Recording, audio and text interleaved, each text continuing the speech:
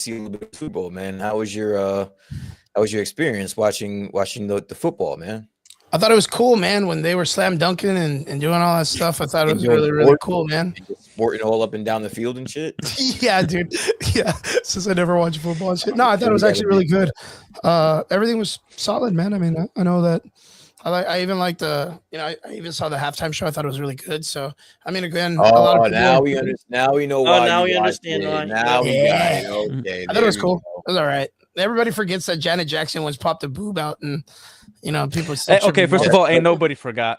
The hell we did. Nobody forgot. The Ain't no, fuck no, we man. did. That was like a whole childhood, man. I was a teenager. We got at that time. I was locked a in our young man. memory bank, dude. Yeah, I was a Still young on man YouTube. once. I was a young man. That's the greatest Super Bowl ever, bro. If I close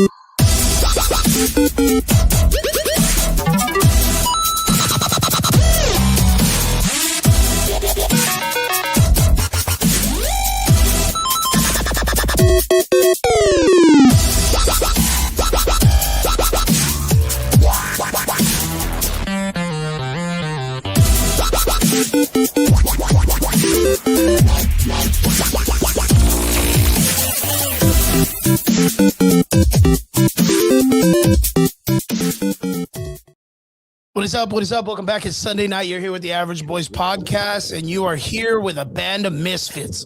All my boys, minus Trigger, are here today. What is up, boys? First off, Brian, Yes, I sir. feel like if this It's was a been a wrestling while. show, it would have been the Stone Cold. Like Brian is back, baby. Brian Right. is back. Brian, where you been, bro? Yeah, I've been laying low. I mean, I've been letting you run the show, letting you get your shine because you know what? Every time I'm on, I steal your thunder. I come out. Yeah, 100%. You're the better looking out of me, man. You're the better looking one. I had to let you get your shit up. Nah, I'm joking. Nah, dude. Honestly, I had some monitor technical issues. Been a while, but yeah, we got that all figured out, and we're back, baby. Talk some Dope, nerdy dope, shit. Brian, Yes, it's been sir. longer since the Cowboys Super Bowl appearance. Almost. Derpy's already shooting Almost. shots. Derpy. Almost. Derpy's already shooting. Derpy Entertainment is in the house. He was ready. He was ready. Yep. I got Derpy, you. how you doing, man? It's good to see you too, bro. How are we, gentlemen? We're good. We're good. alive. Yes. Alive and yes, well? alive. Yeah. Alive and well. And of course, guys, a familiar face. We've had him on a couple of times the last couple of weeks. The last Relic. Relic, what is up, my dude? My Star Wars loving, Lego collecting, Brazilian homie from Florida. 5 languages, coolest dude on the planet, knows a bunch about comics and Oh, everything. thanks, brother. What is Thank up, you. bro? What is up? Dude, I'm just holding it down. Just put the kids to bed, ready to talk some nerd stuff. Are you Actually, back in the garage, dude? The fucking dude, yeah, my office is the garage. is it The- is it a little bit colder right now at least? Actually, it's starting to heat up, but it's weird because today was super windy. And That was so, like, yeah. Yep. right now I have a fan going, but the other times I was wearing a hoodie and I was dying here, like my toes were like getting some You guys frostbite. have some fucking nerve, bro. It's been Why, like oh, you're like freezing over there, right? it's been 5 degrees over here. Get the fuck out of here. What are we talking Dude, about? Man? but here's the thing. I'm from Brazil, even though I grew up here. Like, I got man. acclimated. Boo-hoo. So Tommy just Rivers. one little Last breeze, week, I'm dead. last week it was like 2 degrees and it felt like negative 12 degrees. You guys wouldn't know what to do in that shit, bro. Trade, Okay, trade. I would. I actually did live in Boston for a few years. I lived in Utah. Okay, I was around all right, all okay. that kind of snow. So and you have a stuff, and it little bit. sucked. You understand? Yeah, it sucks. Yeah. Definitely. I've only been in 1000. Florida for like 5 years. I want to give a 5 shout out years. to everybody in the comment section and everybody that's watching. Thank you guys for jumping on with us. If you guys want, don't forget we're going to be talking a little bit, of course, about a recap on the Super Bowl because we got Mr. Derps in the house and we got the Answers podcast and the Answers channel jumping in to hang out with us for a little bit. We appreciate all you guys. Boys, the Super Bowl passed. I was really kind of waiting for Marvel trailers and DC trailers, and it didn't fulfill my expectations. But I mean, it was still cool. We got some pretty fun stuff. Nothing too crazy. I know they But we dropped, didn't even get trailers. We got like teasers. Yeah. True. You know? If you call him that. Was it? Did you guys feel like it was kind of weird though that we didn't get anything like that? Yeah, Well, like no, there was only like 11 minutes of trailers. But honestly, I don't think. But see, you have to understand that in this day and age, in 2026, with the internet and all that shit, like, what's the point of you spending millions of dollars on a 2-minute ad, right? When you can just put like a really short teaser and like, hey, the teaser is online right now. Go check it out. You know what I'm saying? Like I have an answer for that. Go. So my point would be the reason you would put it on there is because usually sports fans aren't always translating to like, the movie fans, the nerds, right? Right. So like if I'm like I don't really watch sports other than F1 and mixed martial arts, but if I see a trailer and I'm never on YouTube, I'm never worried about, what superhero movie's coming next, and I see that, I'm like, oh, cool, I'll probably take my family on May 11th whenever something comes out. Like that would be the point, getting the normies, like the ultimate normies that, are not into any of this stuff. DK That would be the only thing. I'm not saying it's a good tactic, but I guess. Yeah. I think. Listen, I think the traffic is gonna find you regardless. But either way, quick question though. F1. You said you watched it. Did you watch the movie F1? Yeah. Did you like it? Dude, I actually did like. I was surprised at how long it was. It's long as shit. I like that movie a lot. Bro. Yeah, I like it a ton because it's just like they had such great setups of his personality and like the answers he gives all the way towards the end. It all blended super well, and they didn't make it like like this. He might have been the best, but he had to be like the best with a team. Yeah. Like he could never do it on his own, and that was his main shtick. I really like that movie. It was nice. I like to see a story about just like a regular guy, kind of like overcoming himself more than just like overcoming everybody else. You know what I mean? Yeah. I really like the movie. Yeah, but kind of like, was it kind of underwhelming for you guys that we didn't really get like I was really anticipating some like badass Marvel or DC trailers. Like we've been kind of like, the only one I thought was coming was gonna be Doomsday. But we knew ahead of time everybody. that wasn't coming though. We were told ahead of time that that wasn't coming. Like I think I knew ahead of time that wasn't coming. That maybe maybe the Mando and Grogu was coming, but other than that was gonna be the only one that we were gonna get. So I didn't really anticipate watching or seeing anything. That's kind of underwhelming though. Like, isn't it something that's kind of like I guess like a tradition, like a household tradition to get some kind of like badass trailers during the Super Bowl? Yeah, but again, it's very expensive to have a spot in. Yeah, like for like Spider-Man Noir is a good example that like a few days afterwards they release it. It works, and people are like, "Yeah, it works." Yeah. So speaking of that, exactly, it made sense. Why spend the money on the ad when people are gonna run your shit anyway? Yeah, and actually, I think in the smart play was like, well, people are gonna start seeing these ads on YouTube and looking it up later. So then, like, Amazon's probably like, well, let's launch it, and then people are gonna believe it was launched in the Super Bowl, but they just missed out, and now they can watch it on YouTube. So people were already looking up trailers, and then they were smart enough to put out trailers after the fact without spending millions of dollars. Good call, guys. Speaking of it, we did get a badass trailer of Spider-Man Noir. Nicolas Cage is back at reprising his role from the animated series, the Spider-Verse, all that stuff, Into the Spider-Verse. What do you guys think? I've seen it in live action, though. Derpy, what are your thoughts?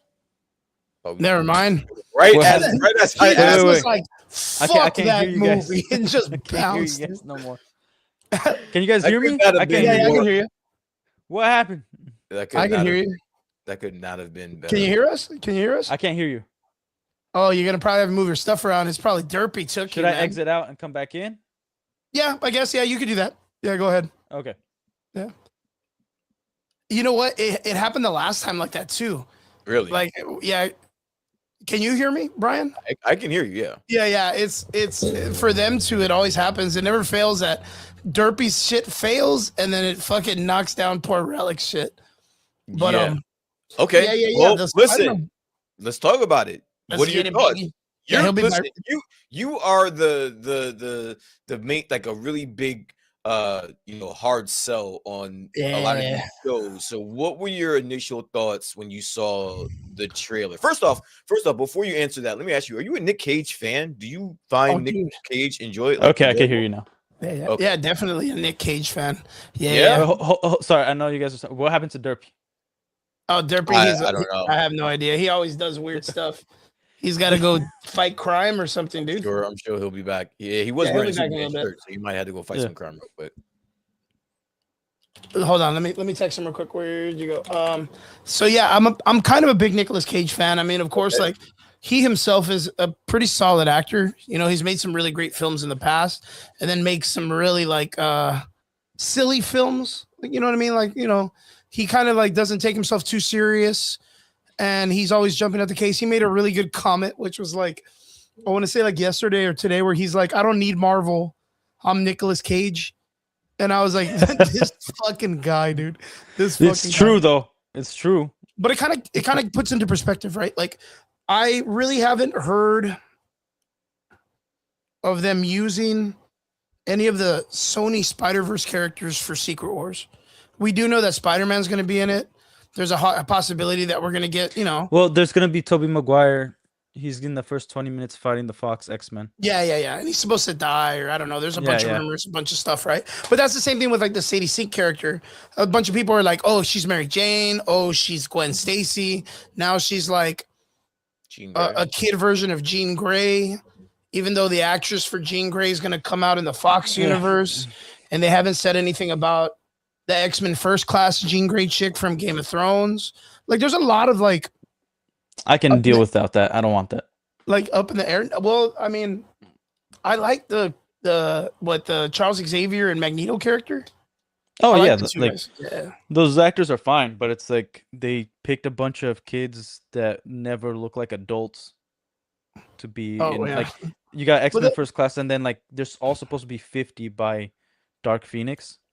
Like 40, 50. Like that's their timeline that they put out. And they just never follow ages, dude. But if there's one thing that's kind of interesting is that they brought a character from an animated series to a live action, right? I think first off, I think that's pretty interesting. And which one? The Nicolas Cage for Spider Noir. Okay, yeah. Sorry, I thought we were still on X-Men. My bad. No, the Nicolas Cage, because the Spider Noir is what we're talking about. I think it's interesting that they're taking the chance to be like, oh, well, let's get the animated guy and let's put him on. Like, you know, it kind of makes you wonder, like, are we going to get a Gwen Stacy sooner or later? Are we going to get the chick with the mech, the Spider Mech, Spider Ham? You know what I mean? Like, is it going to be like Roger Rabbit or something? Like, you know what I mean? Like I hope it's just a one-off. I don't want Spider Noir to get into time travel and dimensions and like the animated stuff. I'm okay with that. And I just hope, like, have you seen a Sony Marvel movie before? Well, me or last week? Like, where the fuck do you think we're going? Where do you think we're going? It's because Amazon has the rights, right? But Amazon is not connected to like Spider-Man Noir. Amazon has the rights to what? To do Spider-Man Noir. That's why it's on Amazon. It's still a Sony. It's still a Sony product, though. Yeah, but without Amazon and Sony approving Spider-Man Noir to be in anything else, it's kind of like Paramount with the Incredible Hulk. Amazon is just distributing this. It's just a platform to put it. Yeah. The people that that decide where this is going when it comes to the characters and all that stuff is Sony. So that's the reason why the Sony universe is such a disaster. That had no one else. Like, there's no one else to blame besides Sony for the disaster that's been the Sony universe. No, like, I totally agree. But it's like Daredevil Netflix, right? They actually had to cancel the show because every platform they have certain rights when it goes to their platform. In terms of where the show can go. So if Amazon says no, we don't want, Spider-Man Noir in any other universe, then they have to cancel it first, and they have to default on the contract. So therefore, Sony has to buy out the rest of their contract so that they can add Spider-Man Noir in a different platform with different rights. Because that's the point. I don't know how that works. Because again, that's just a platform. Amazon is just a platform. They don't own any part. So is Netflix and Disney owned Marvel, and they own all those characters, Daredevil, Punisher. But since it was on Netflix, then they could hint at it's possibly in the same universe, but they couldn't explicitly say it's part of the MCU. And then they saw the success towards Endgame, and then canceled it when Disney Plus was coming out, canceled all the shows, and put it onto Disney Plus. So therefore, Netflix no longer has a say what happens to it. Well, Netflix never had a say. That's what I'm saying. Like Netflix never had a say on any of this shit. Like they got the rights to produce this. Like Disney is the top dog. They're the ones that write the shit. They're the ones that make it. And then if Netflix, hey, if you want to put it on your platform, you got to pay us for that. That's cool. But at the end of the day, you don't tell us where this goes or what happens to so in terms of storytelling, there's elements to it, right? So let's say Netflix with Daredevil, they can't go to the production company and say, you need to do it this way, you need to make it political leaning, you need to make it connected to the MCU, you need to do, they can't necessarily do that, but they can withhold it going anywhere.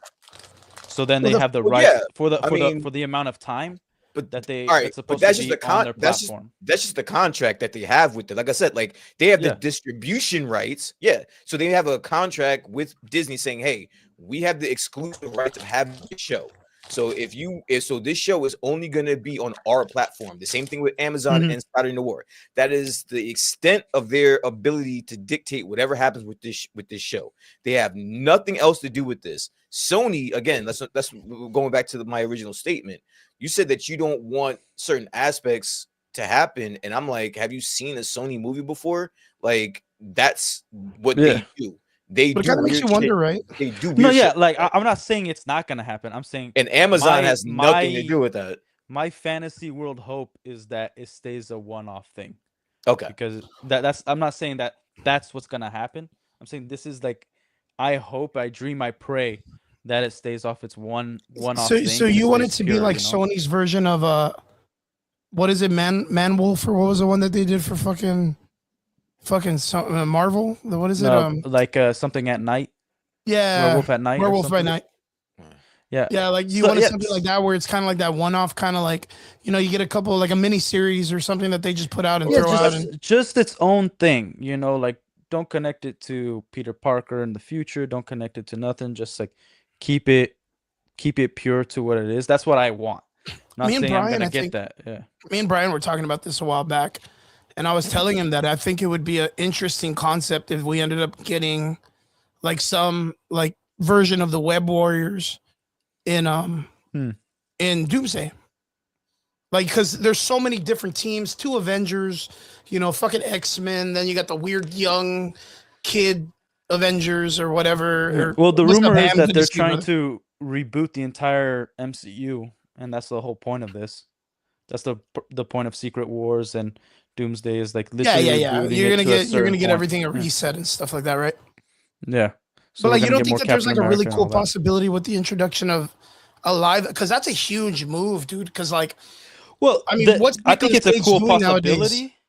I think it's a cool possibility. I just don't think Disney and Marvel know how to, with the people that are in charge, know how to execute these cool possibilities. You know what I mean? Like, I don't believe. I'd love to be proven wrong. Like, I want to watch a movie that's gonna be great, but I do believe Doomsday is going to crash and burn. I believe it's gonna be a terrible movie. Like they haven't crazy. They haven't shown other than Wonder Man, which is a comic that I would say it's like a D-list character. Yeah, it's super risky. Comics. That's the only one that like they've allowed people or whoever was in charge to be like, okay, we're going to like stick pretty close to source material, but also have good writers. And then everything else was like, hey, we have WandaVision, we have this Hawkeye but not Hawkeye show, we have all this stuff. And they just ruin all the characters. Then we forget Eternals and Shang-Chi exist. And they butchered those. We had Thor Ragnarok. Like they screwed up Thor for you didn't dig Shang-Chi? I thought it was freaking terrible. For real? Awful, man. I disagree. Terrible. You have to let us know why. I mean, don't get me wrong. Like, I think Shang-Chi's like not a good character at all. Even in the comic books, he sucked. Well, like, I he's think just a dude that knows kung fu and he teaches Spider-Man, which is dope. He teaches people martial arts, and he's a I think they could have kept him grounded and being like the underworld of Asia, and with like kind of like connecting it with Iron Fist. Like I think that would have been cool.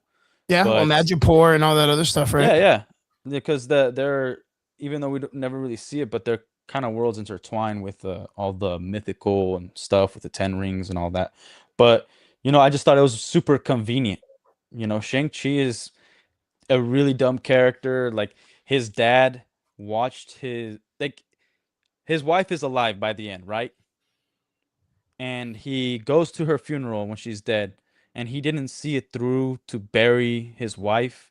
He just walked away, and then just his wife happens to be alive. Like you're not gonna know that for however many years. That's a pretty crazy thing to do. It was pretty stupid of how he didn't know his wife was alive. Yeah, I And mean, it's then kind of like like a MacGuffin, kind of like no, and then like the villain, his right? daughter or his sister like knows kung fu pretty much through watching YouTube videos. Like, oh, I don't have to train. I could just watch that guy do a bunch of fights. Like, I don't watch UFC and think I could beat up everybody that is a mixed martial artist. I didn't Yeah. gain any skills from watching UFC or Pride or MMA. Like, I didn't I didn't gain any of those skills. I actually got to go train. And she never got to train and just watched it and was like, "Oh, I know mixed martial arts now." And then she has this whole underground freaking fight club that she has not only the resources, but they could contain the abomination. And then all of a sudden everything collapses and the abomination couldn't destroy that cage. Like Well, there was a lot of I don't think that they were there to to restrain him. He was like a part of the gimmick.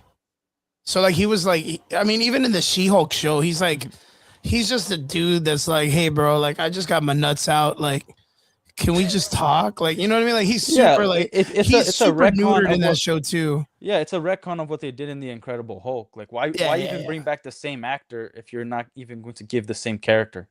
Yeah, I gotta disagree. I thoroughly enjoyed that movie, especially in a sea full of bullshit that was that phase, bro.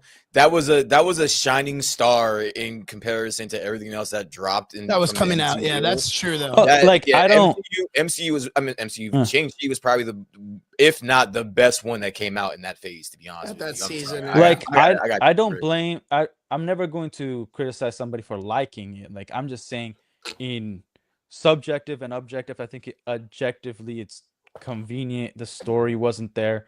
The characters were either irritating to me. Like you could have fun with it all you want, it's fine.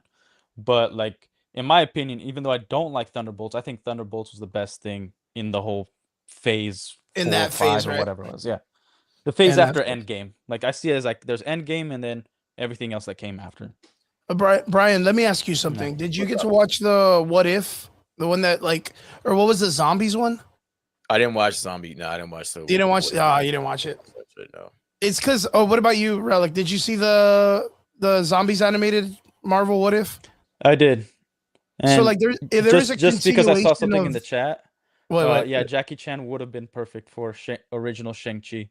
Well, fuck, if it was like 40 years ago, dude, Jackie Chan's like 80 years old. Hey, Vince, he's still. You're gonna get this guy like, a heart attack, bro. I'd rather put him there and give him some de-aging technology. It would have been awesome. I think for what it's worth, I think the fight scenes and all that stuff were really good.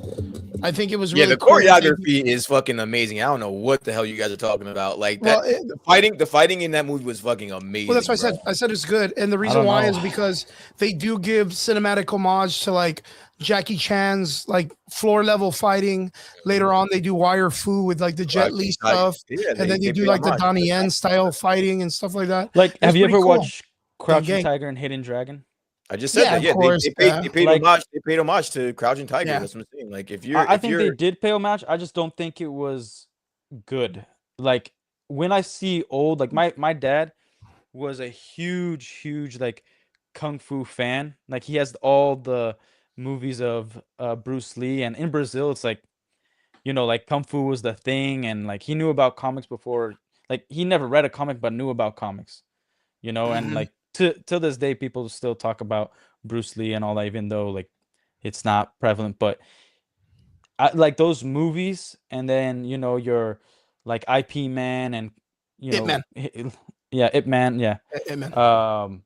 IP Man, that's like a dude who owns like a business name. He's like, oh, it's IP Man. I think the choreography, even though there's cheesy choreography and all of it, like people flying through the air and whatnot, I think I think it kind of sucks that there was no progression level to like Shang-Chi didn't show any progress of fighting. Yeah, he just You jumped know, right in and already knew how to whoop ass. well, not just that, but like choreography wise, it's like they didn't add to like it seemed like every kung fu movie there was always a progression of how they were fighting. They were like there was really good choreography every time a movie came out.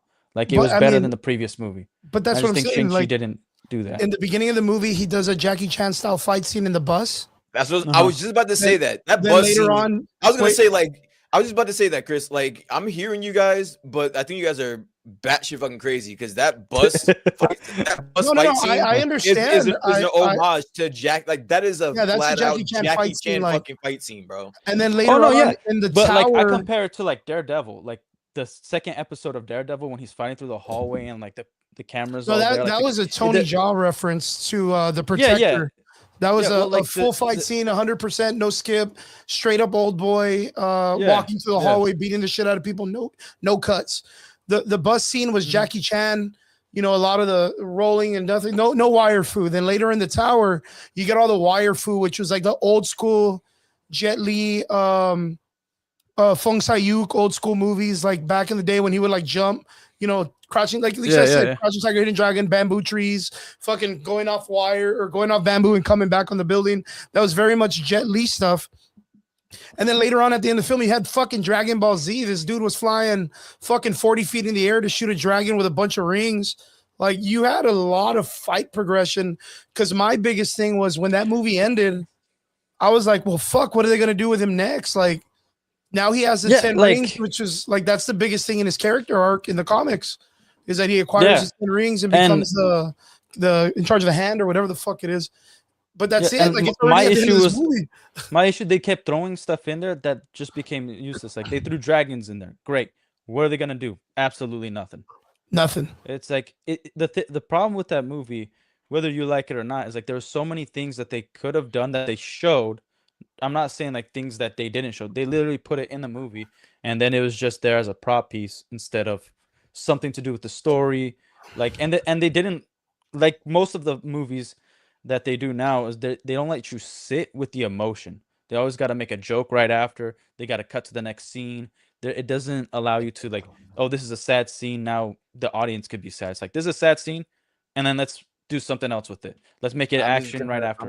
I'm just gonna put this out there. I hear you guys. I respect everyone's perspective on this, but Shang-Chi got a 92 Rotten Tomato score on the fucking critics and a 98 from the fucking from the fans. From the viewers. I mean, but what was it surrounded by? Multiverse of Madness and a bunch of Hawkeye shows. No, the Rotten Tomatoes score has nothing to do with any other. I'm just letting you know that like it was universally loved by critics and by regular people. It's not. I don't think so. Like Rotten Tomatoes has like I don't think it's a trustworthy site. Hasn't been trustworthy for a long time. Back when Shang-Chi came out. Even back when Shang-Chi, like I remember when Shang-Chi came out. Now I understand. And there was like a ton of YouTubers calling it out that they would put a review, and then the review would be taken out. You know, like 10,000 verified views though.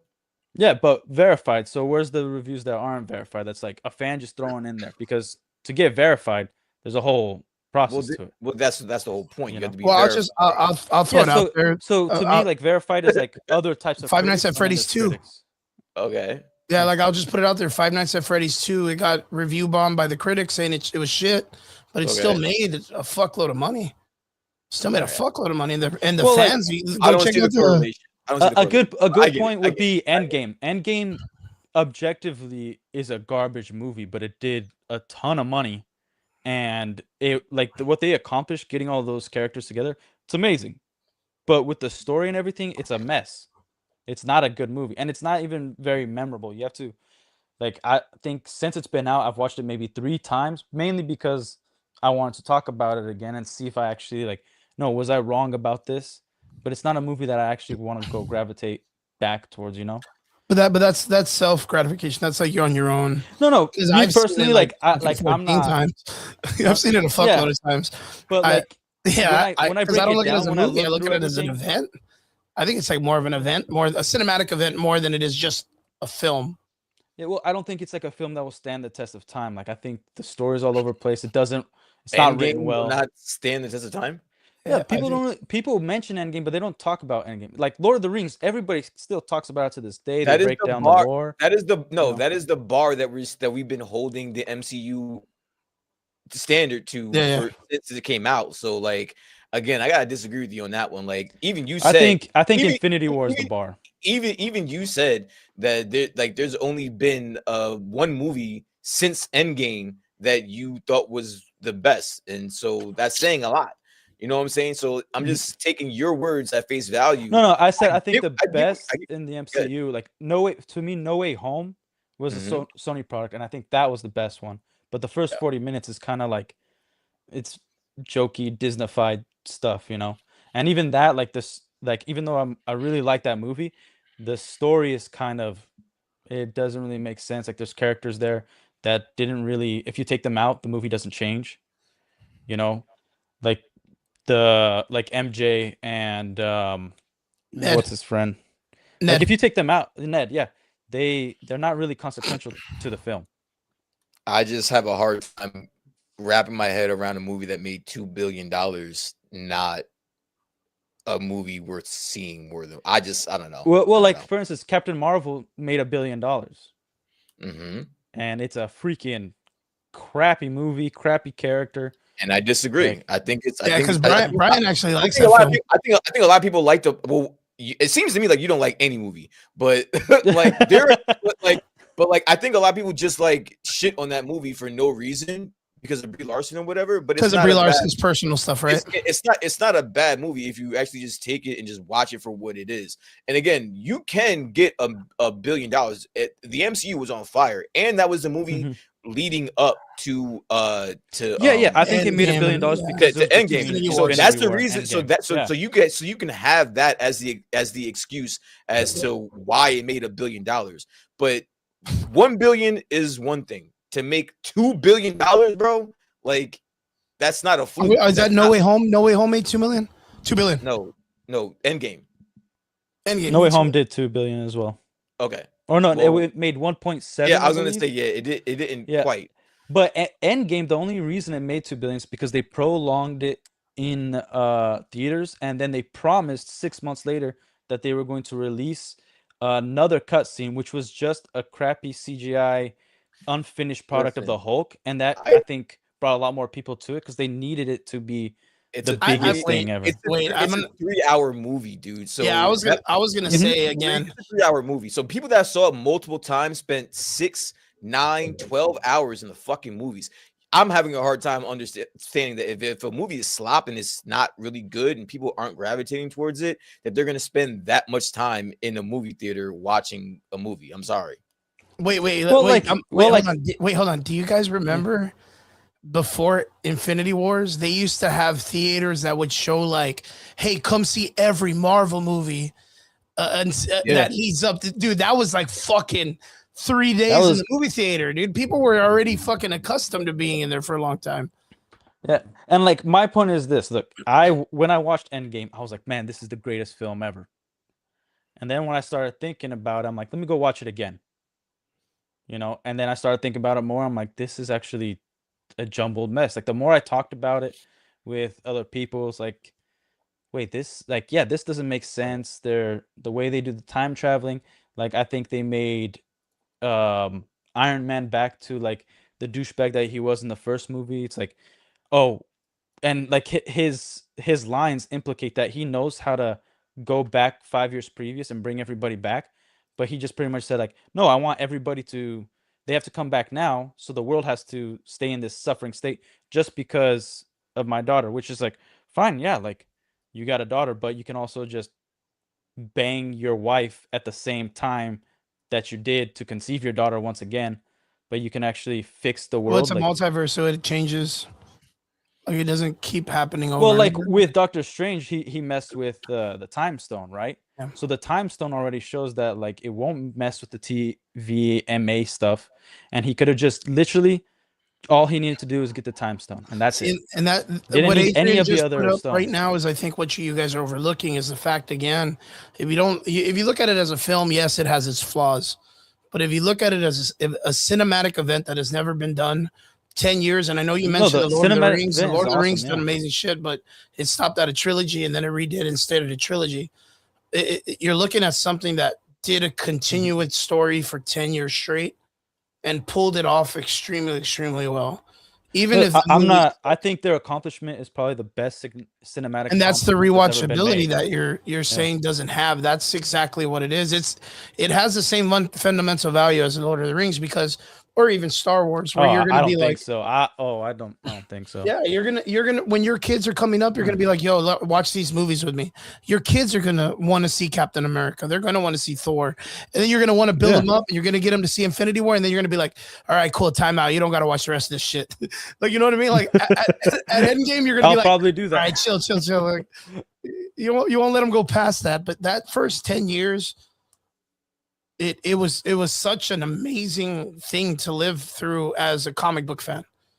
And I think that's what the rewatchability is. Like, that's the rewatchability. You, like earlier, you said, like, yo, well, Captain Marvel, you won't watch it. The reason why I think Captain Marvel failed, in my opinion, and it didn't fail because it made the money, is the point in when they tried to force her in, they tried to shoehorn her in to the story. And then it's been in a time frame that they're trying to push on, like, a big, like, woman-esque is the woman boss mentality. The character was never successful in the comics. It just didn't work. And again, I think me and Brian, we've had this conversation because, again, Brian likes the character, and I don't have anything against Captain Marvel, the film. I think it's cool. It's funny. It's witty. I like the villain guy with the fucking sippy cup, the alien dude. I fucking loved him in all the shit that he does. But it's not like I'm not thinking it's fucking breaking boundaries or anything. She's not the first heroine female character I've ever seen in a movie, but in the overarching story, like, it's Captain Marvel, bro. Like, name me a comic book that you love as much as a Captain America or a Thor comic. You're not gonna name me shit. You're gonna name me where she's a bitch.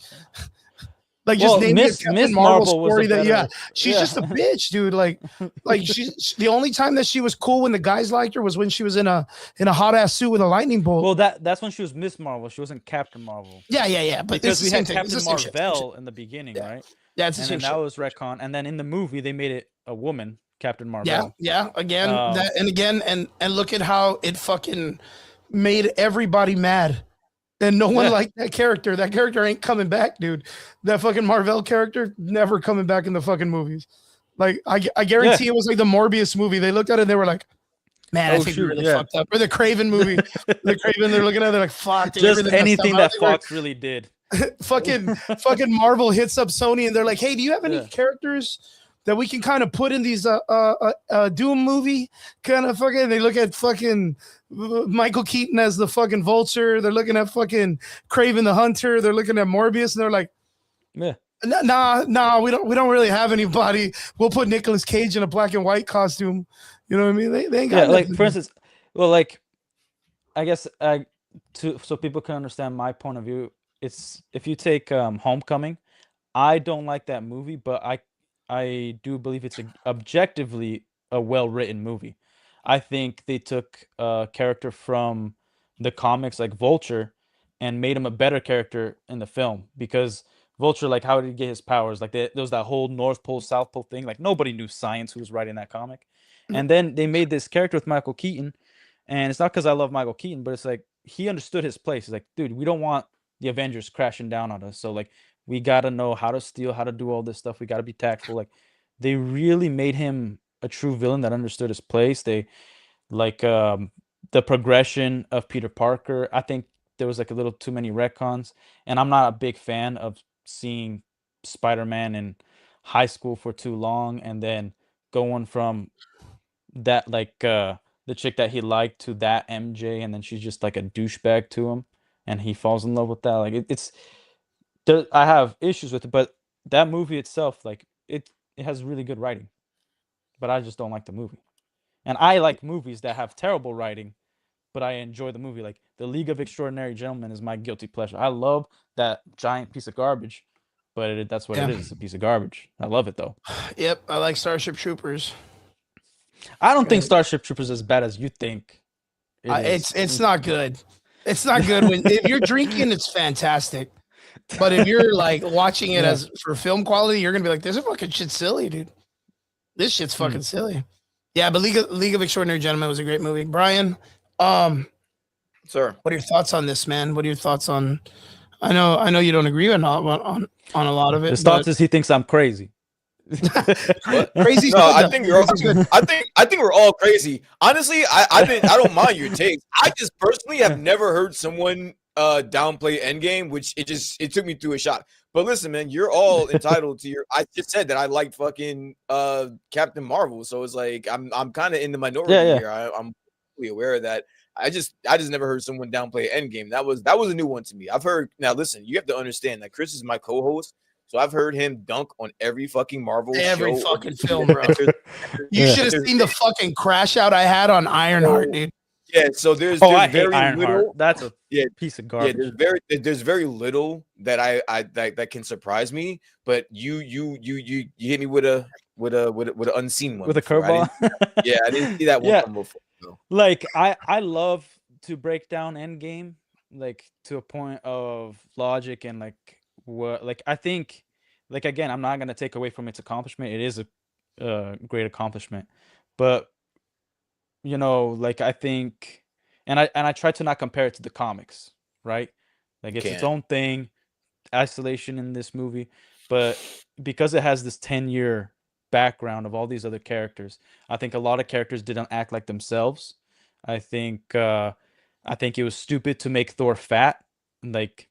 He's 1,500 years old and he can't, like, if you're 1,500 years old and you can't figure out your purpose in life, it's time to swallow a double barrel shotgun, like, I think it's you over said that for the you, last man. time. That was kind of funny. Like it's like a vampire. If a vampire isn't rich after 300 years of trying, like, you're just step out in the sun.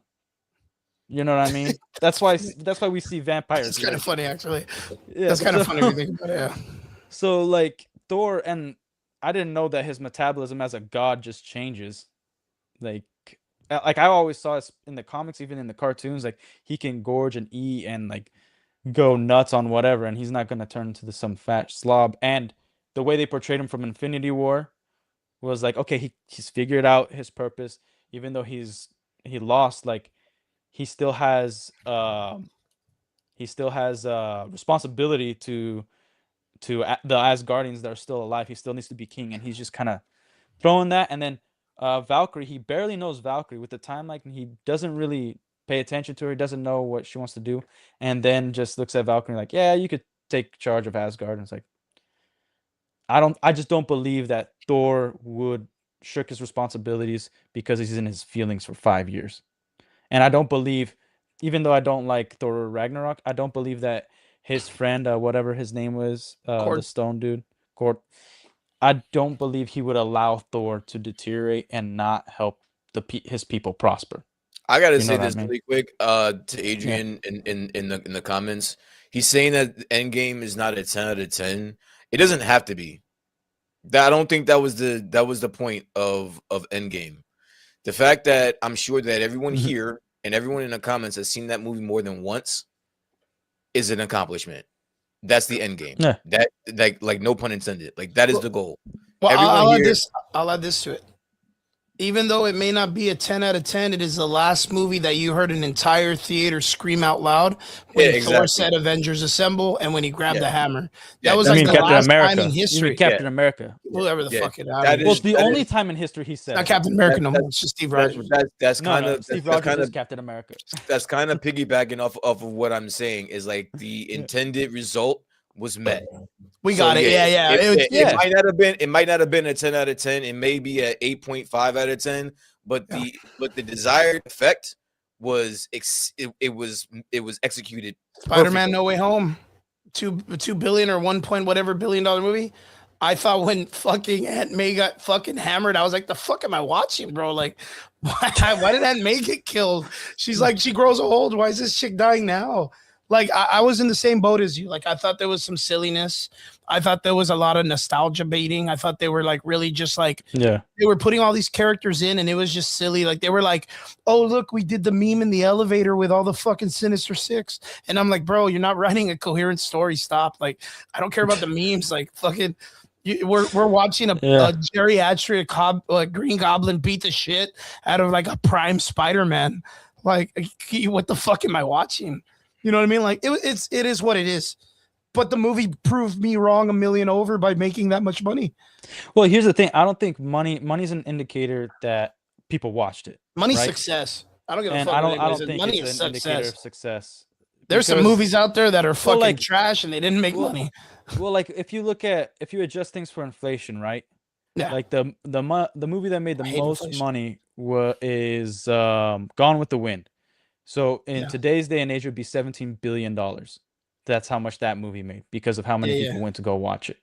And I think how many people go watch something and then stay watching something. Tickets sold is a number that no studio, no theater put out.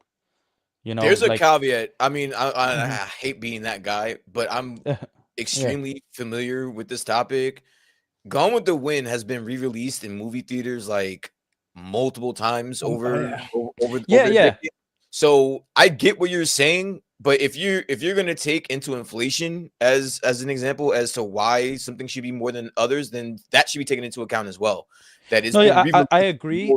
It's been re-released multiple times. So if it wasn't re-released multiple times, even if you had inflation, it wouldn't be where it is. Well, it wouldn't be at the 17 billion, but the original estimation was around $8-9 billion of at the time it was released and it was in theaters. And it was in theaters longer than most movies, like a year or two. But I think it really speaks to the people of like this is how many people went to go watch it. Like if a one movie ticket cost $2 billion, the movie made $2 billion, but only one person watched it. But I'm saying if you keep re-releasing Endgame every 2 years in movie theaters, Gone with the Wind wouldn't even touch it, is what I'm saying. I don't think so because of what they've done now. I don't know. Like how many people? So like they released Eternals.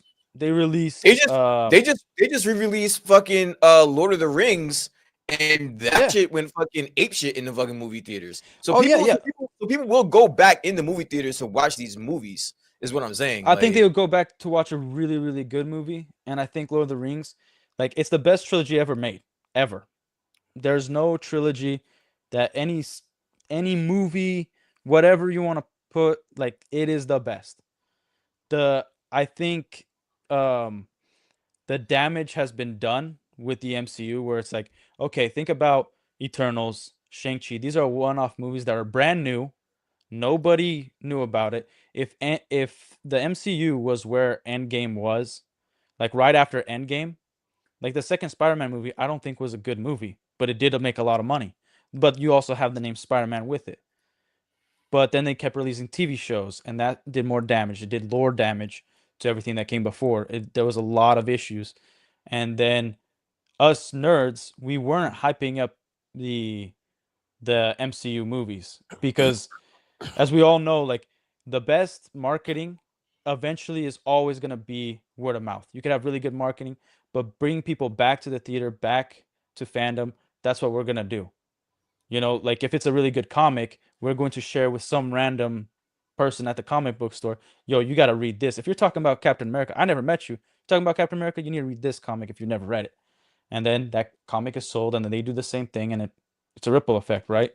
So with the state of the MCU, I'm not telling anybody to go watch Doom. Doom is by far a better villain and one of the top villains of all of Marvel. And dude, like Thanos isn't even top 10. What makes you think is gonna fail?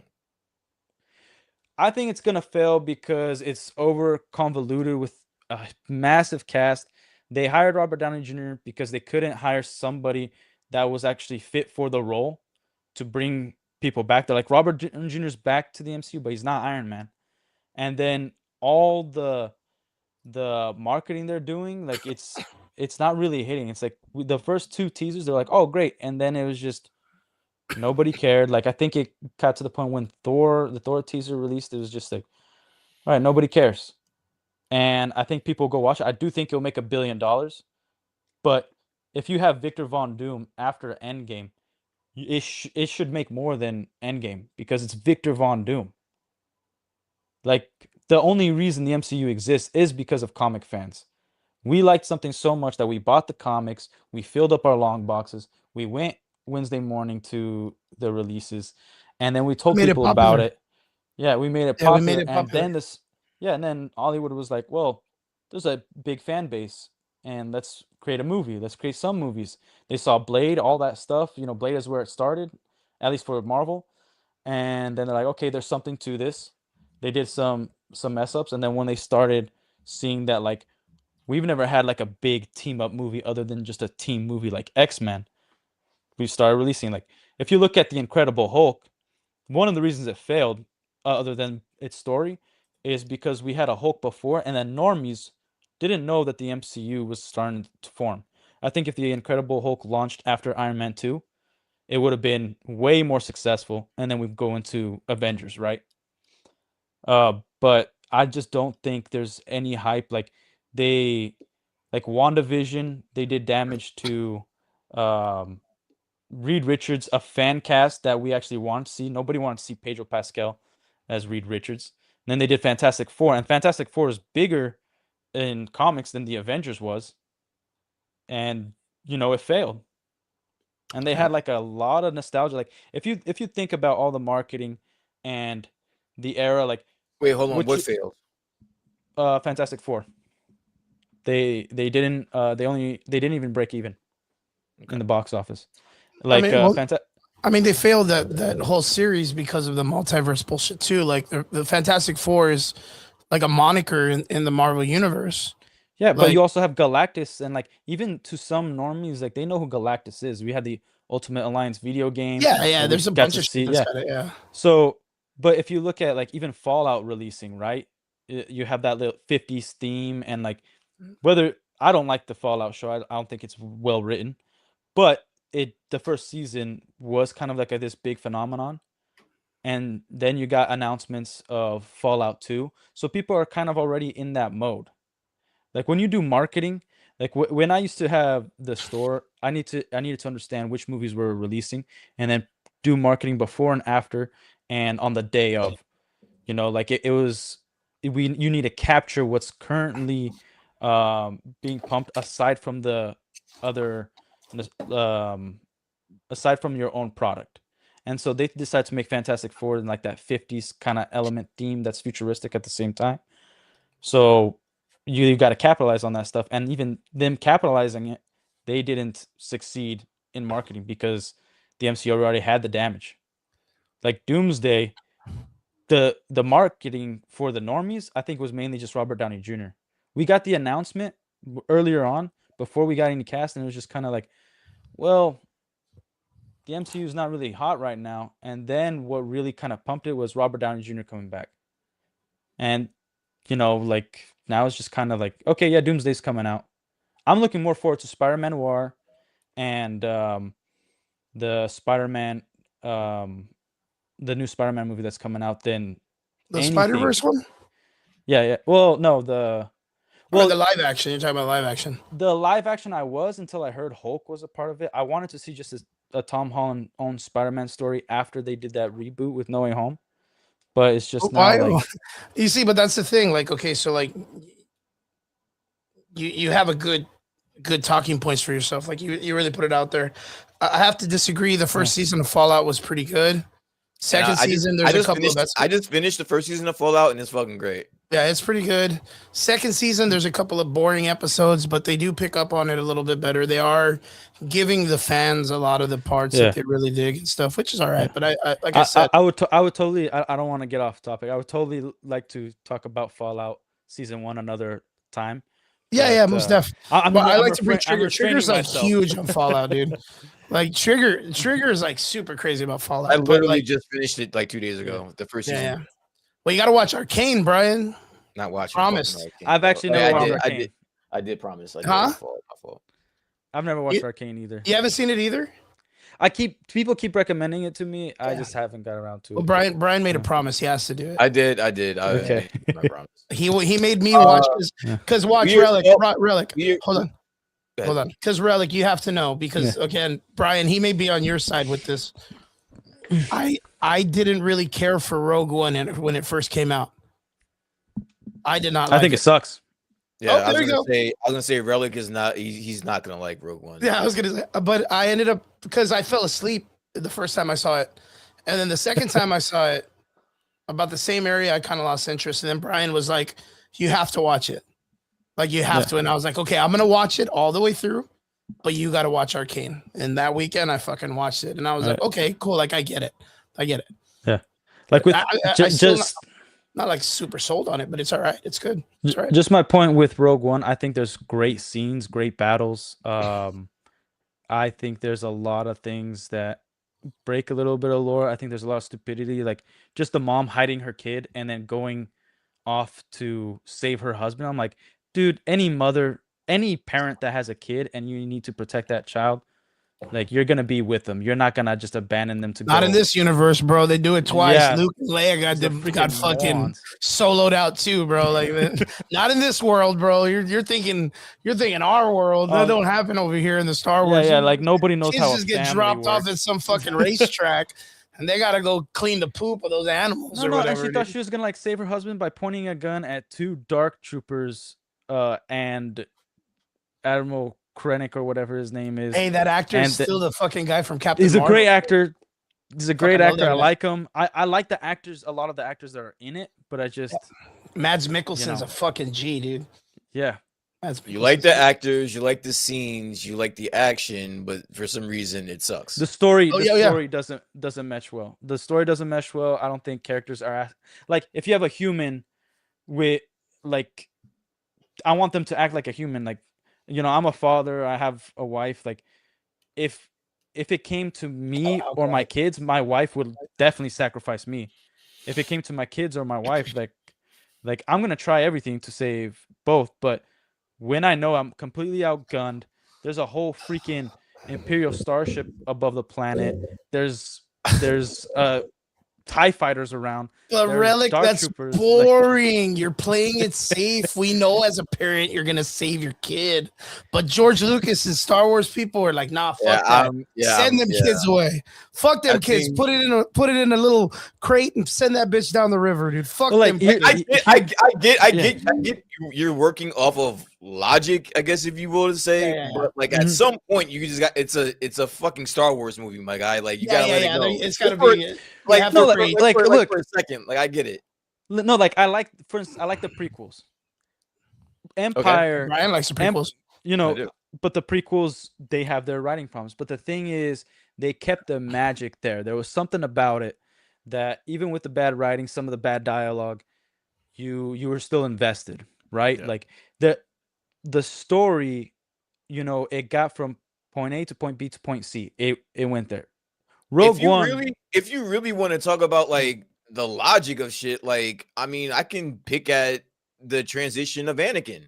Like I think there's like just I think there's a ton of gaps. I think that's what I'm saying. Like if we're gonna start nitpicking, if we're gonna start nitpicking at like you're just dissecting now.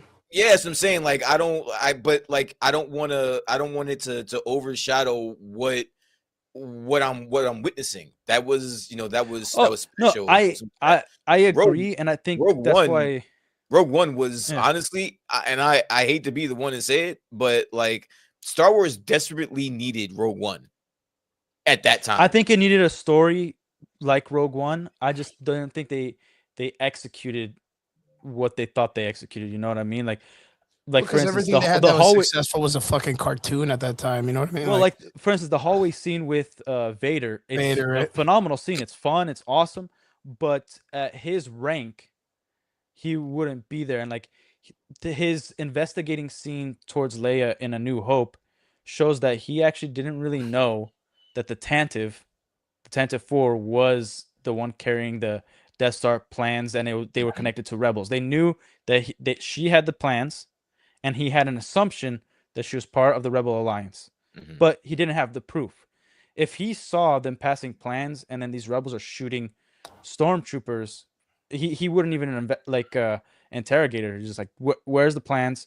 And then if she's like, I don't have it, they search her. Okay, kill her right then and there. But they needed proof that she was part of it. That's the whole reason of New Hope of why they don't kill Leia right off the bat. That's what makes Rogue One so great and important, because you get all that flushed out in a. I don't think it fleshed it out. I think it caused more problems. I don't think I think Vader would have if you go from Rogue One to New Hope, Vader would have just talked to Leia, killed her right there. As soon as there was an escape pod, he would have sent people out. You know, like it was like, hey, the plans aren't here, and we know she has them. Like they had an assumption, they needed proof, and I just don't think Rogue One did that. I think it's it has high stakes. I think it's an enjoyable movie at times. I think there's a lot of boring parts.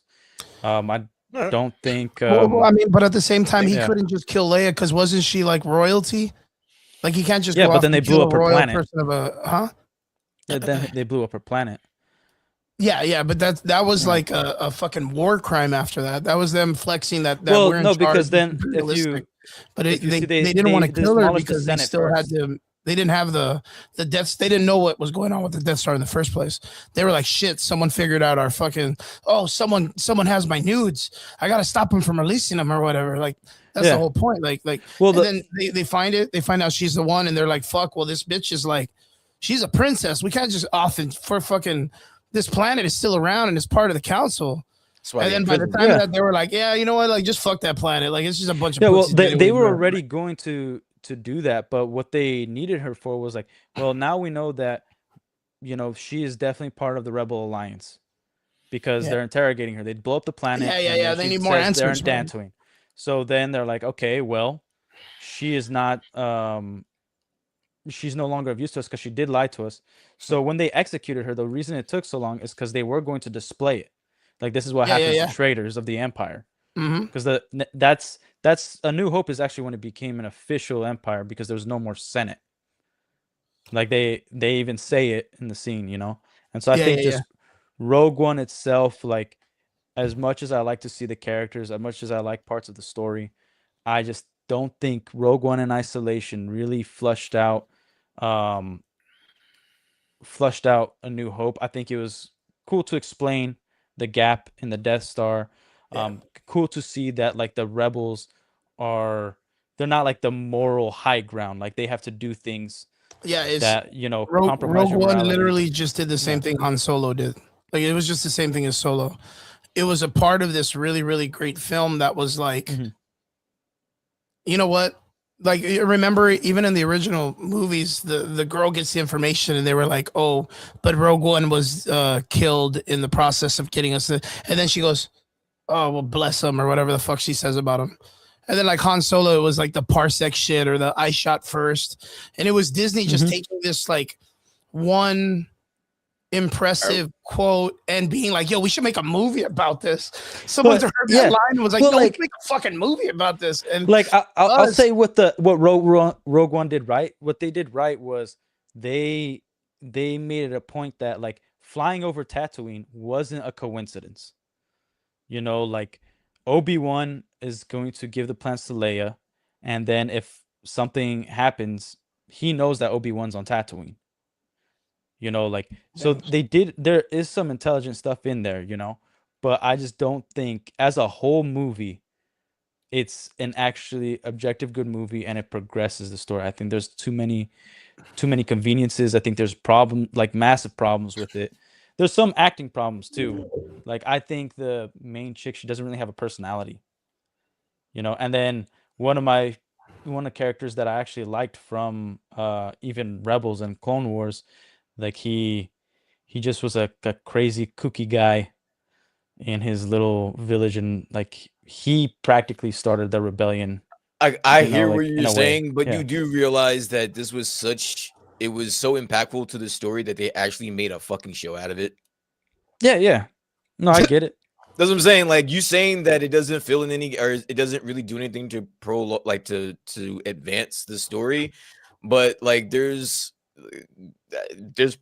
things that are showing you that that's in other people's perspective that's not true, because they went to through a whole show with 2 seasons, explaining more in depth upon it. So it's like, I get what you're saying if you're taking it in just in a vacuum and you're judging it off of that. But I don't know. I just think I don't know what else you were looking for in a story that took place in that time frame. I think I got everything I needed from it. I enjoyed it. I also think that the overall story of Star Wars needed it at that time. It was desperately needing something new, something different. I can see that. I think that it did exactly what it did. Hey, listen, I saw reactions where people were walking out of the movie theaters crying at the end. Anytime you can do that, bro, that is a good that is good for your. Thank God you weren't in my theater, because you would have seen my ass snoring, man. No, so that's why I always put a caveat. It's like, it's not that I didn't enjoy it at the time I watched it. It's not. Yeah. I'm pointing out like constructive criticisms, like of course things that are pretty objective, but I'm not taking away from, like, dude, I think they introduced new ships. They did some space battles that are freaking phenomenal. They have some great, like, perfect scenes. Like, I think they were very creative, and like, rightfully so. But and they needed that because they weren't creative with what's it called, Force Awakens. And Force Awakens made over $1 billion, but that is not a success. Like, that's a terrible film. Like, yeah, it hurt. In and of itself, it's just a terrible film. It's a terrible continuation of Star Wars before that, and just by itself, it makes no sense. The characters don't act like people. Like, it's a bad film, but it made $1 billion because of the name that's attached to it. So that's one of my arguments. Like, just because it makes a lot of money, will it stand the test of time? Will it, keep us interested in the story? Because even Rise of Skywalker made $1 billion, but it killed the franchise completely. Well, I'll tell you, and I would say it was dead before that. But yeah, I'll tell you what. Like, I bet we all wish that we had movies like Rogue One right now. Oh yeah, because all the fucking movies are coming out to suck ass. I wish we had. Dude, you know what fucking was crazy, Brian? Okay, so I went to the beach this weekend, which is about like an hour away from where I live. Yeah. And I was watching fucking regular television because we didn't have internet, right? We didn't have it in the condo. So I was like, oh, fuck, like, television still exists? Holy shit. And they were showing fucking Black Adam. And not a bad movie, bro. I was like, fuck, bro. We were eating kind of good, dude. We were eating kind of good. Bro. Like, I during that time, I thought that movie was stupid as fuck, dude. Like, I thought the CG and all the fights and it's not as bad as everyone. Yeah, it's not as bad as everyone made it out to be. Fuck, with what we got right now, it's not bad, dude. It's not the best comic book movie of all time. It's not in the top 10, top 15. But they do some silly shit, but to say, compared to like, what we're getting right now, it's fucking crap. At the time, the way that it got dunked on, I think was kind of unfair. Personally, again, I'm not gonna die on that hill at all. I'm not gonna. Yeah, we're not fucking Black Adam fans. I'm not gonna die on that hill. But I just don't think it was as bad as everyone made it out to be, especially after I saw it. Bro, like, it was nuts because I waited for the after credit scene after all the silliness ensued. And I was like, oh, Henry Cavill comes out. Let me check this out. And when Henry Cavill walks out of the fucking smoke, I was like, fuck, dude, we had it good, dude. Like, he looked fantastic in the suit and the hair. And, oh, man, dude, I was like, God damn it. Now look at what we got. Yeah, and, like, he got fired on his birthday. You remember, he did a press conference and went to... Brian fucking talks about that whole, like, that era of... The Rock, James Gunn, the Henry Cavill getting shit on to coming back to getting shit on to, like, Brian's like, man, they fucking did him dirty, dude. Yeah, James Gunn. Oh yeah, James Gunn will always be a piece of shit as far as I'm concerned because of that entire that time. Only because it's one thing if, and again, we're going on a tangent, by the way, guys. We are so far off. Yeah. We have derailed. We're two comic nerds, dude.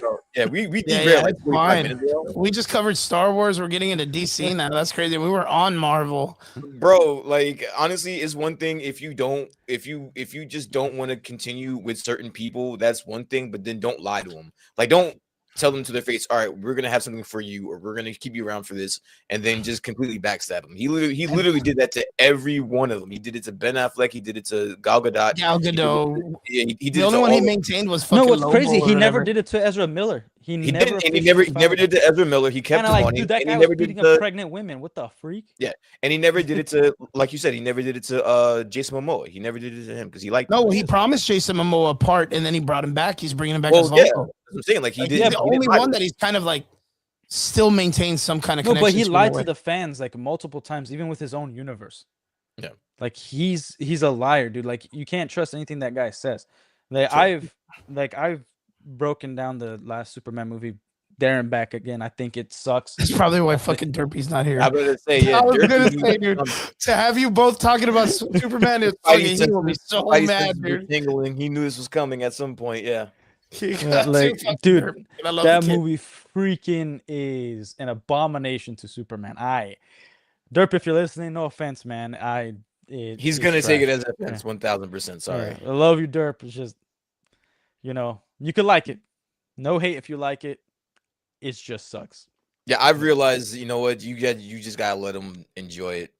Speaking of, I mean, let's kind of like bring this back a little bit, right? bring this party back on track. Since we are in the realm of DC, we do have some Warner Brothers, information news that's just breaking actually before we got on. Mm-hmm.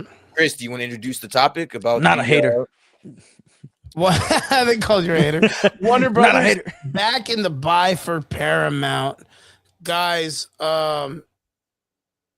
It's getting fucking crazy. WB has returned with another, I guess bid. I guess you could call it bid because for a moment we kind of were getting the talks that Netflix was pretty much taking the reins on this, right? I mean, I would even say it's kind of awkward because we are getting some like sprinkles of some shows that are in Netflix now that have to deal with Paramount in the DC universe. If I'm not mistaken, I think they added like some, I don't know. There was like some cartoons like the Suicide Squad or something that was in Netflix already, or Harley Quinn or something like that. But it's interesting because it's so far past. We're like 2 months out, and Warner Brothers has come back. They come back from the dead to offer more money for Paramount. What do we? You mean Paramount offers more money? Oh, Paramount for WB, right? Yeah. So what do you guys think, man? Yes. What do you think? Brian, you want to go first? Well, yeah. I was gonna say Relic. Let me just say this really quick. Go for it. Yeah. So Relic, you take it, man. Oh wait, hold on. No, I was just no. Brian goes first. Brian goes first. Yeah, I'll go really quick because I have this. I already have this up, and this is like a Variety article that literally just came out a couple hours ago. It's basically saying the Warner Brothers Discovery Board is leaning towards re-engaging with Paramount's guidance on the revised terms of Paramount's offer to acquire an entire company, which inked an 83 billion sale agreement with Netflix in December. So just 2 months ago, it was all but finalized that Netflix was going to acquire Warner Brothers in this big deal. And this sparked a conversation between Triggs and I in our group chat. And it was a big deal that holy shit, Netflix got Warner Brothers.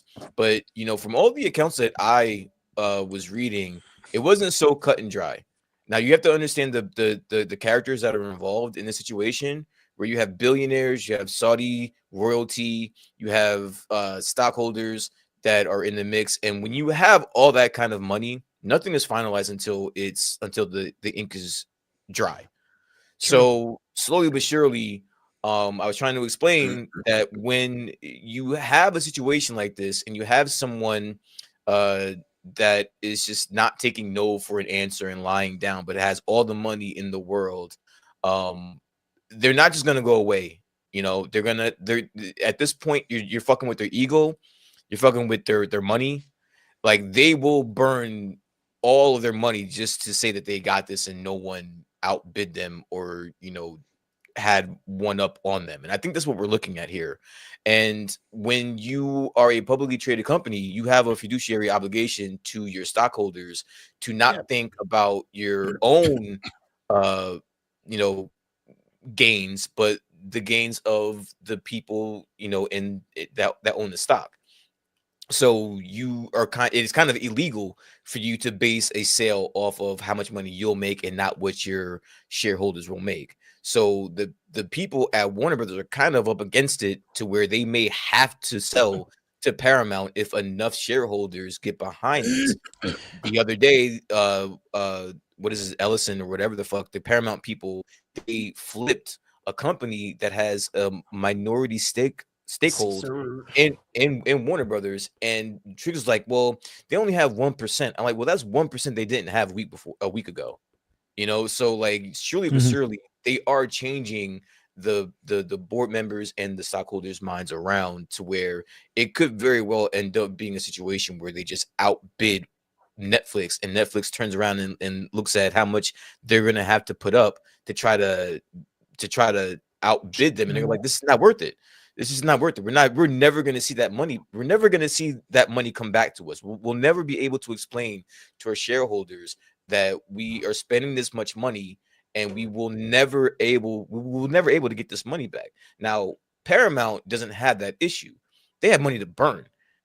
Like there's one person that this guy has to speak to really at the end of this, and he doesn't care how much money he burns. So they're kind of at an advantage here, and I just think that it's an interesting situation and an ongoing situation that I think is not over yet, guys. I don't know what you guys think about this. I'll put my 2 cents in. So Paramount offered more money before, right? And Warner Brothers wasn't buying. Netflix already has made money off this deal because what happens when you're in a negotiation, you put money down like an escrow. And so I forgot how many billions of dollars that if Warner Brothers doesn't accept Netflix deal, like Warner Brothers has to pay Netflix a few $billion. Paramount, I think and I don't think it's the shareholders don't really have a say. It's the board of directors have a say, but the board of directors can also transfer over as well. So you could still stay as a board of director and be sold to a whole different company. So it's more about who gets to stay in power. With Netflix, they promised James Gunn and the current CEO of Warner Bros. That they get to stay in power as in creatives and in charge of certain properties like DC. And Paramount wasn't promising nothing. Paramount was like, nope, all we want is this, and then we can negotiate afterwards, which is a huge red flag for any of the projects. And one of the reasons why we got an announcement of upcoming projects in the past 2 years is because they were already prepping this sale. Like negotiations have been happening for over a year. We just started hearing about it like around September, right? And so this is Paramount's 9th bid, by the way. They've had 9 bids. Yeah. Yeah, and so the genius thing what Paramount is doing is they're being loud because they're just getting ignored completely. But when you're making a bid and the company is up for sale and you can't really explain why you're not taking the highest bid, then that's when the waters get a little murky and like legal action takes place. Like somebody said, Trunk still has to approve it. Actually, he doesn't. It falls under monopoly law, and right now, because of other companies have acquired so many other properties, like Disney's the biggest culprit of why this isn't happening. Can I clarify that really quick? Yeah. He doesn't have to approve it, but he could tank it. He did say that. He did say that if I'll clarify this, Avi.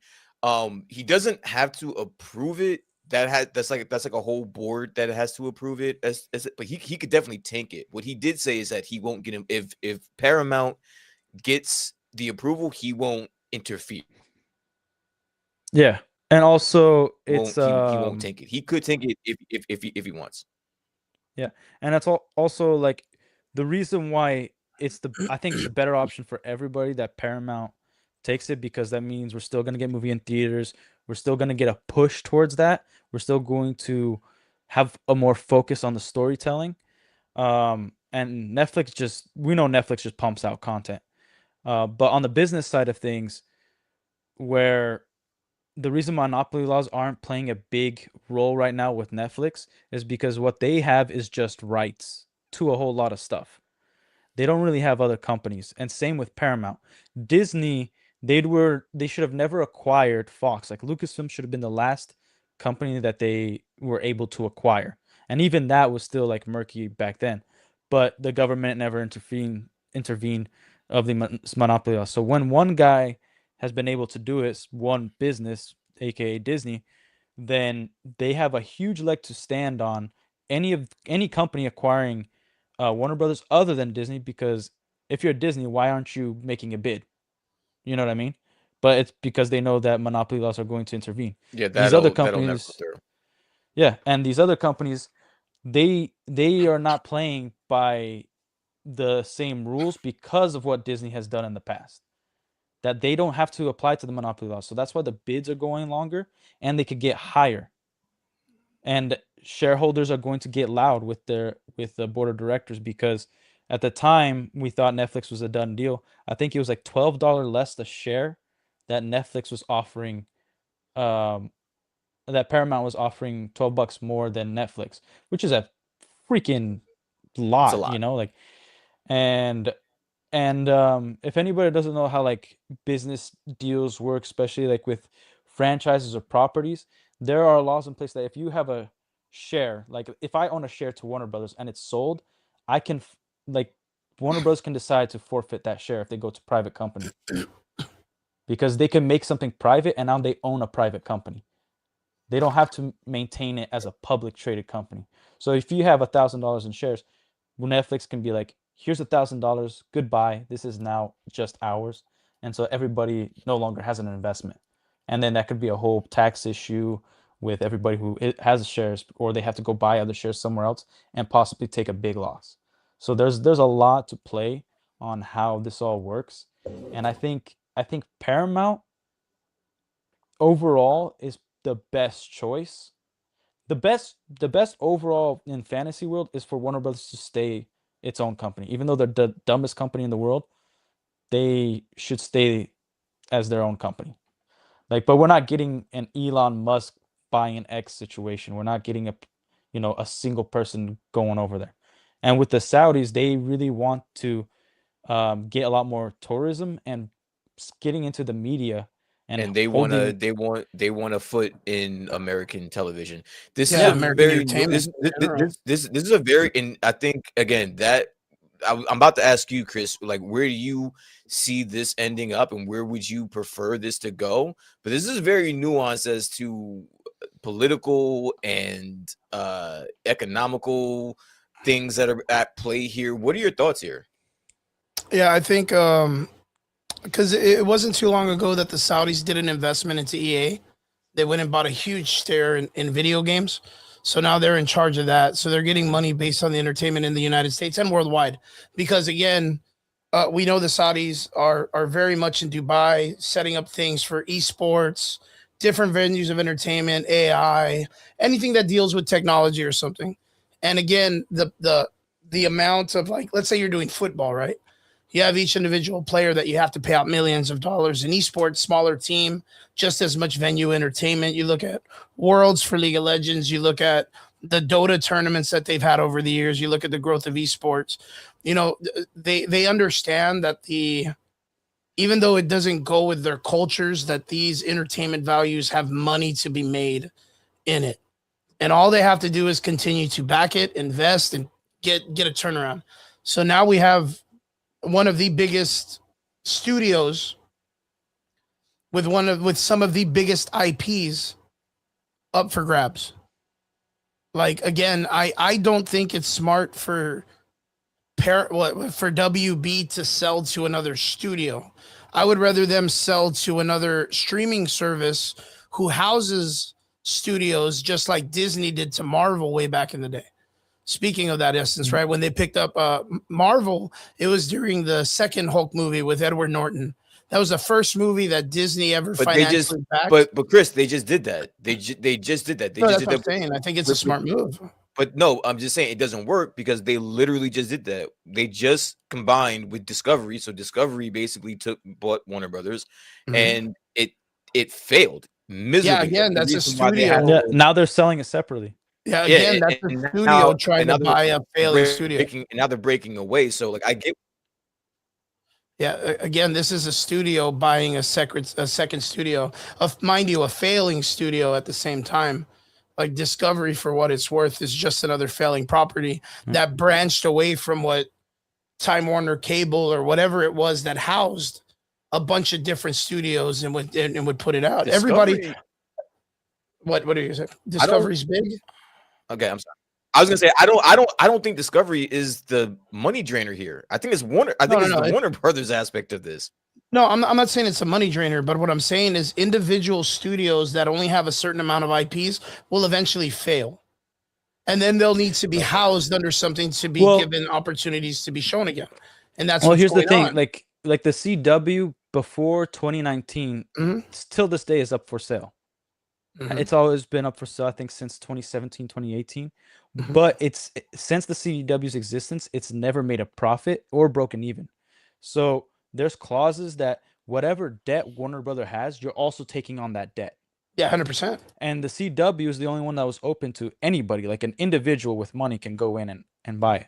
So right now, there's a few plays that Warner Brother has. Like if they prolong it, then it's open to the public. So the Saudis buying it is because they have an organization that could back it. Yep. Netflix is an organization that could back it, Paramount. So they actually can't right now sell to an individual person because of they have to show it to the first people who are interested. Yeah, it's a connection game. And there's way too much money involved at this point. Well, again, me and Brian had talked about this weeks ago, and I said, I think Paramount, well, it's Paramount that's being backed by the Saudis to buy WB, right? Is that what it is? In conjunction with, I can't remember. I keep forgetting this guy's name. Ellison. He's a multi-billionaire. So his money along with the Saudis, and I understand that Netflix is like a powerhouse. Yeah, I was gonna say you have three people needing to come together to match what Netflix is doing individually, and Netflix is constantly growing, and Paramount is kind of like plateauing on whatever it is that they're doing as a studio and whatever IPs they already have. Yeah, like Paramount needs to go find investors to do it. Yeah. I was gonna say, like the kicker here is that Paramount Plus is in the fucking red. Like that's what I said. Yeah, I said that 2 weeks ago. Yeah, like they're in the fucking red. Like that's why they have to borrow money. Yeah, so they're probably but also. So I'll just shoot this in the dark, right? Yeah. They're probably approaching their partners and saying, "Hey, look, we want to save what we have. Give us the money. We buy WB. We're gonna get back on it." And the Saudis are like, "Hey, you know what? Let's give them the money. If they fucking fail, we'll just take over both companies, and we got both of those IPs under us. And we got Paramount and we got WB." That's one of the reasons why it's taking long is because of DC, because the main character in the next 10 years that's going to go to public domain is Superman. So one of the things that is a cash cow for them, they need to start like 10 years of Superman, that's all you got left. No, you kind of what you're going to start seeing is patents for the Superman symbol. So if they were smart, the new Superman is going to have a new symbol almost every 2 to 3 movies of a progression of costume, so that like nobody can actually portray when 2035 comes up, portray a Superman with that symbol, that type of costume, that collar. That's one of the reasons why. That's not going to slow down those fucking weird $5 Mickey Mouse movies, bro. That's not going to slow Winnie the Pooh movies. Yeah, but they're not going to be able to make money. So, like for instance, you could put a fan film of Star Wars out, but if it's monetized on YouTube, you can get sued by Disney. Yeah, can I ask a question? Where because I mean my conspiracy theory hat is always on constantly, and for the life of me, ever since I read about this or heard about this entire situation, I've always wondered what the Saudis get out of this besides the obvious. And honestly, I think them linking up with this Ellison and Paramount is the smartest thing for the Saudis, because one of two things can happen here. Either it works and everyone makes money, or it fails and then you'll be able to get the entire fucking I just said that, didn't I? And then you'll get the entire winner cheap, pennies on the dollar. Dirt cheap because they owe you.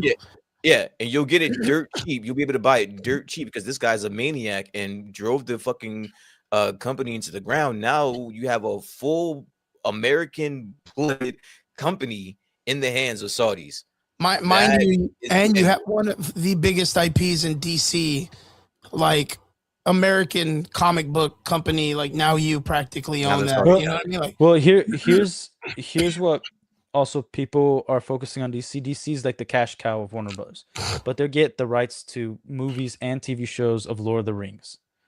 They get like they have rights for other comics aside from DC. Like they have Looney Tunes. They have all this. well, stuff. just like, look at Space Jam, bro. Like, yeah, just look at like fucking look at everyone in the back of Space Jam. Fucking Pennywise is practically there. Yeah. And that's what I'm saying. Like, if it works out, then everyone makes money. If it doesn't, all of that IP, all of that shit's gonna go right to the Saudis. Well, it's easy. It's also about how they're making money. Like, for instance, Lucasfilm has not made a single dime since they've been under Disney. So everything is backed by Disney money, and all the movies that fail from Disney, it's backed by the money they get from the parks. So there's other ways. I was gonna say the parks, alive, right? The iconic imagery of those IPs is what makes them a lot of money. Yeah, but a lot of fucking money. But all of the money, actually. Yeah. But this is the thing. Like, if you, for instance, if you go to a Disney park, you go to Universal Studios. Let's say they just trash on Captain America. They make the worst Captain America movies, whatever. You're at Universal Studios for Harry Potter or whatever, but you're going to see Captain America and you're going to remember the good times. You're not going to remember the bad times. Then maybe you pick up a comic or two, maybe you start talking about Captain America again, and you go back to the good times. So even if there's like a little bit of taint towards the IP, when you're in a certain event where you're not sitting down and talking about a movie and you're having a good time, you usually tend to remember good times. So then kids don't know tank. Kids don't know that stuff. Yeah. And if you're a parent and you see your kids having fun, you're going to start having fun with them, because you're not going to bring up the bad movies. Like, I'm not showing my kids, the new Superman movie. I'm showing them Christopher Reeve Superman. I'm even debating if I'm going to show the Man of Steel, even though I think Henry Cavill's better as Superman than David Cornsmith. But they're going to watch it either way, man. When they get older, they're gonna watch that shit. Honestly, they're gonna watch it, but after these companies don't give a fuck what version of Superman you show your kids. As long as you show them a version, as long as they show them a version, they don't care, bro. Once that kid gets an iPad and he's like in 5th grade, and someone's like, "Yo, Snyderverse, fuck James Gunn," and your kid's like, "What does that mean?" And then he fucking starts looking it up. You're gonna be like, "Don't look at that shit on your iPad, kid." And then he's gonna be like, "I do what I do, Dad. You leave me alone." And then I don't know. I fucking they ain't getting what kids do nowadays. Like my wife is Korean. There's the hammer gets laid down here at the house. But if the Saudis get DC or Warner Brothers as a whole, their whole point is to advertise and market their country, because the way that a country gets developed and built is actually tourism. So they need other currencies coming in, especially if their currency fails, if there's things going on. That's why we hear about Dubai a whole lot. We saw Dubai entering every freaking film, Mission Impossible. You see a bunch of college kids going to go visit Dubai? No, a bunch of rich motherfuckers visit Dubai. Oh, yeah. Dubai is going to have money even without the fucking tourism. No, like, for instance, I have a friend that her family lives in Dubai. They have programs for teenagers with no money to go over there and just make money, study over there. So the more tourists they get, the more programs they can develop. They can develop more because they're getting money, regardless if something does well or not. And it's about getting the name out there. Like, if I tell you, like I like the Mission Impossible movies, especially after the 4th movie. Like, I think there's a lot of good ones. But if you're telling me that, like, people didn't know or want to go travel to Dubai after the Fast and Furious 6 or 7 or what it was. People want to go to that place because there's motherfuckers sideswiping Land Rovers, dude driving on 2 tires, petting tigers. How did the name get up there? There's just money. People want to go because it's money. Yeah, but I didn't hear about Dubai my entire life until... That's because we're broke, man. Of course we don't know about Dubai. Nobody ain't inviting us, bro. I'll tell you what, like, it's cool. It's cool that us, like, the middle class of the world is like, oh, Dubai needs tourism. That's why they want to. What does fucking Dubai care about Superman? Other than it's like, yo, some Saudi prince. That's the fuck. Look who bought EA. A fucking Saudi prince bought it because he's a fan of the games. And like literally put on his TikTok, yo, I'm the prince that bought EA. Didn't even like fucking like didn't blink an eye. Like he's like a CEO or something now. Not only that, but it could be just for clout. But hold on. In addition to EA, they've also brought over soccer teams with Ronaldo and fucking Messi. They've also started. They've brought over the top American and foreign golf players, start their own golf. All the UFC fighters that go over there. UFC comedians. They had that comedy event. Every motherfucker. Dave Chappelle was over there, so like they have been making a conscious effort. I'm seeing like both of you guys are correct. Like Relic, you are right. This is like, where did this come from? But Chris, you're right. Like there has been a conscious effort in the past, I don't know how many years, to make Dubai the destination. So think about it this way: Hollywood's the mecca of becoming an actor and filming a movie. What if Dubai wants to be the next Hollywood? They want to be that's all it is. If Dubai was as prominent as it is right now 40 years ago, it would have been the Duke, James Dean, and any of the cool actors you saw, that everyone, Michael Jackson, all of those dudes would have been in Dubai as much as Dana White and all the UFC fighters, because they like American culture. They love the American action stars. They like the sports. They like everything. Comics is American culture. Yeah, 100%. Comic books are American the first 10 years of Marvel proved it. I don't think I gave my sorry about that. Opinion. Sorry, no, you're good. We go on tangents. I don't think I gave my opinion as to who I think should get this. And to be honest with you, I think Warner Brothers is fucked regardless. Agreed. I think they're fucked either way. I think the lesser of two evils is just Netflix. I think if they go to Netflix, it'll be just another chink in their wheel or whatever, and it'll probably lean more left in not politically, like politically. And then if you go to Paramount, is going to go heavily right, or it'll go into the hands of the Saudis. Either way, I think Warner might be quick. I think Paramount, like if you look at Paramount, they have some garbage shows that are very left leaning, and they have some really garbage shows that are right leaning. But they have some good shows that kind of play the middle. You know, like you got Tulsa King. But then the caveat, the asterisk here is Trump, because again, like the statement that he made was very specific. He said, I'm kind of rooting for Paramount to get it. Now you can ask yourself, why is he rooting for Paramount? Because then I guess we can all read between the lines on that. And he said that I won't if they are the ones that get the nut, I'm not gonna interfere in that. I'm gonna let them just do it.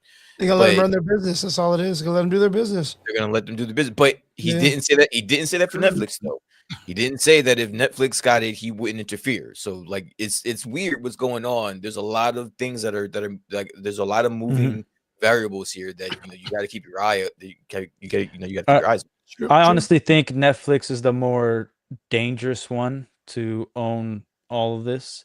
I know Chris disagrees with that. I just think Netflix, they're very well known to take things that people love and just put messaging in. Because I don't care if you're left or right. If you focus on story, you focus on story. Like, I want to see a story. I don't even want my own politics shoved in my face. You know what I mean? But Netflix is very much like, no, we think a certain way and then that's it. And then they certain shows get through the cracks. And I think it's about contracts, because Netflix is going to keep James Gunn and the current owner of Warner Brothers at the helm. But you look at One Piece, the creator of One Piece is very much in charge of what happens story-wise. So Netflix actually can't touch, they can't put their studio notes into One Piece. They have to get approval. And Japanese don't care about nobody. Wonder Woman. If Netflix gets this, Hollywood is going to be damaged severely. Oh, well, look, watch. Yeah. I'll put this out there just to push, right? One, you can't name a company that's in or under Paramount right now that doesn't at its core has a political statement. right now the comic books of DC. No matter if this person buys it or this other person buys it, it's already been infiltrated by every form of political statements you can think of on both sides. And I'm not even picking a side. And that's already coming to a part where people are getting frustrated with it because nobody wants to pay to see these things anymore. Like they people are looking harder for an escape. Like, and I understand where you guys are. What's up? I just think that that's at the root of this. Like I think this is all smoke and mirrors. I think at the core of this, it's political. I think this is the first time that we've seen since a lot of things have transpired where a big company, a big 100%. Media company, a media company is up for grabs, and I think it's going to be used either way. Either side is going to be used as a vehicle politically. Either way, but that's the problem.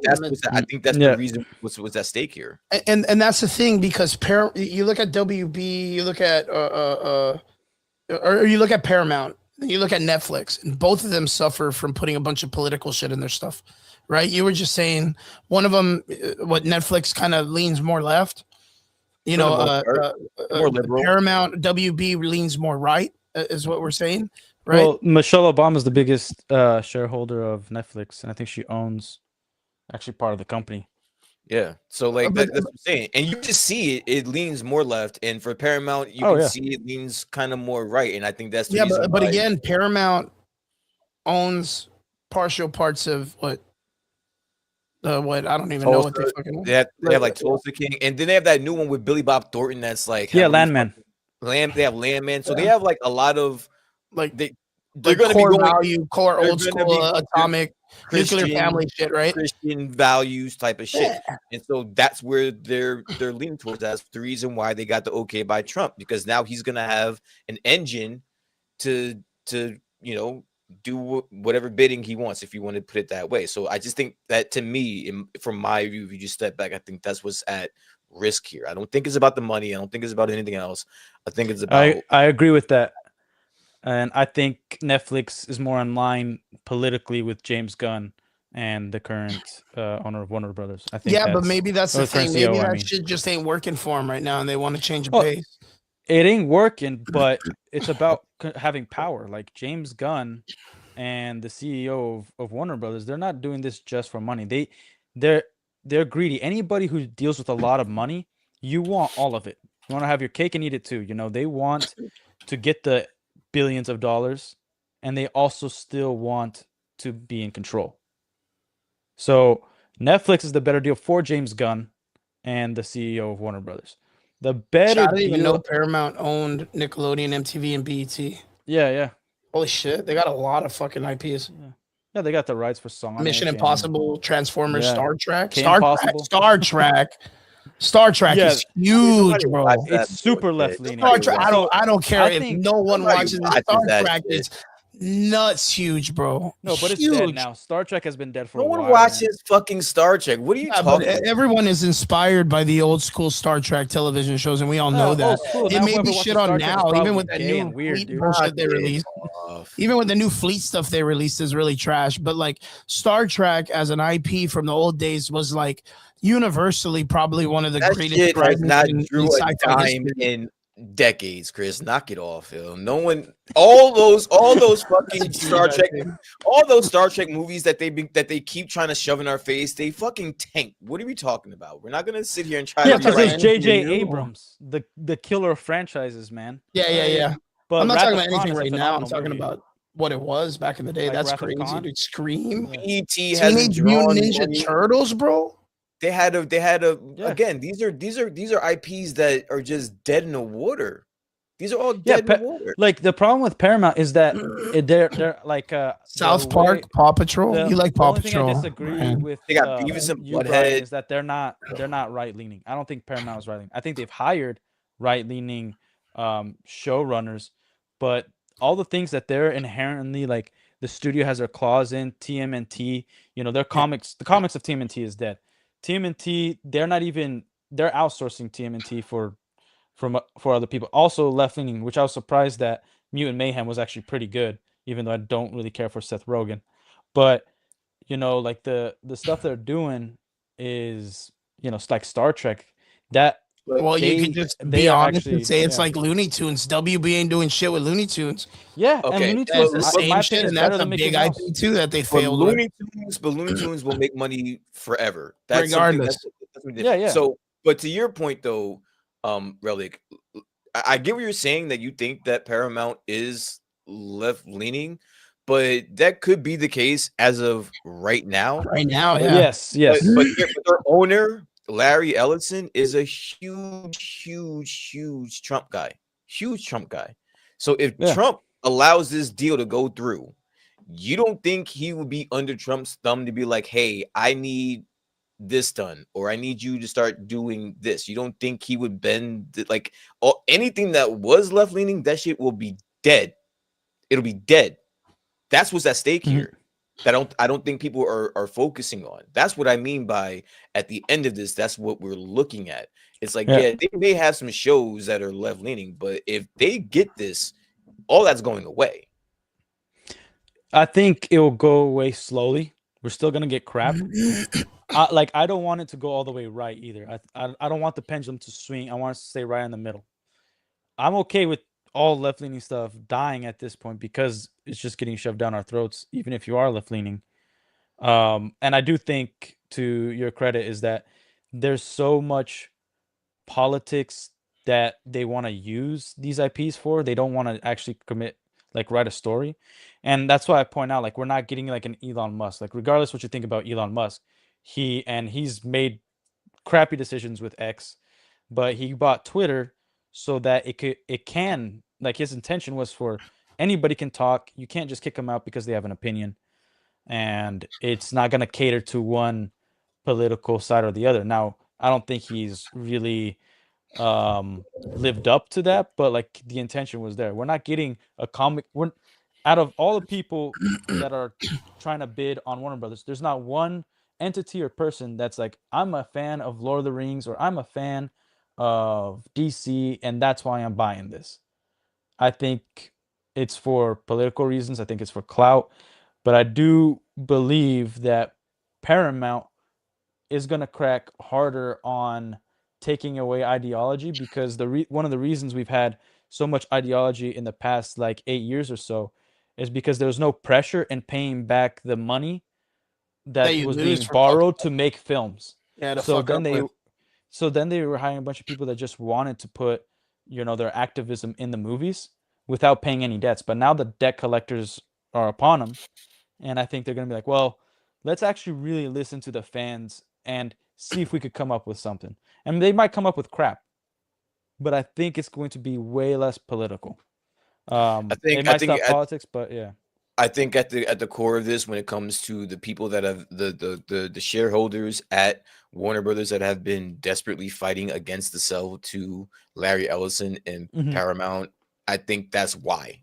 It's because they understand that where this is gonna go, and they Yeah, don't and I want think any, the best and they don't, situation is Warner Brothers to want stay any part, itself. and Yeah. they don't want any parts of that, because then at that point your stock becomes volatile, because now you don't know Mhm. what the fuck's gonna happen.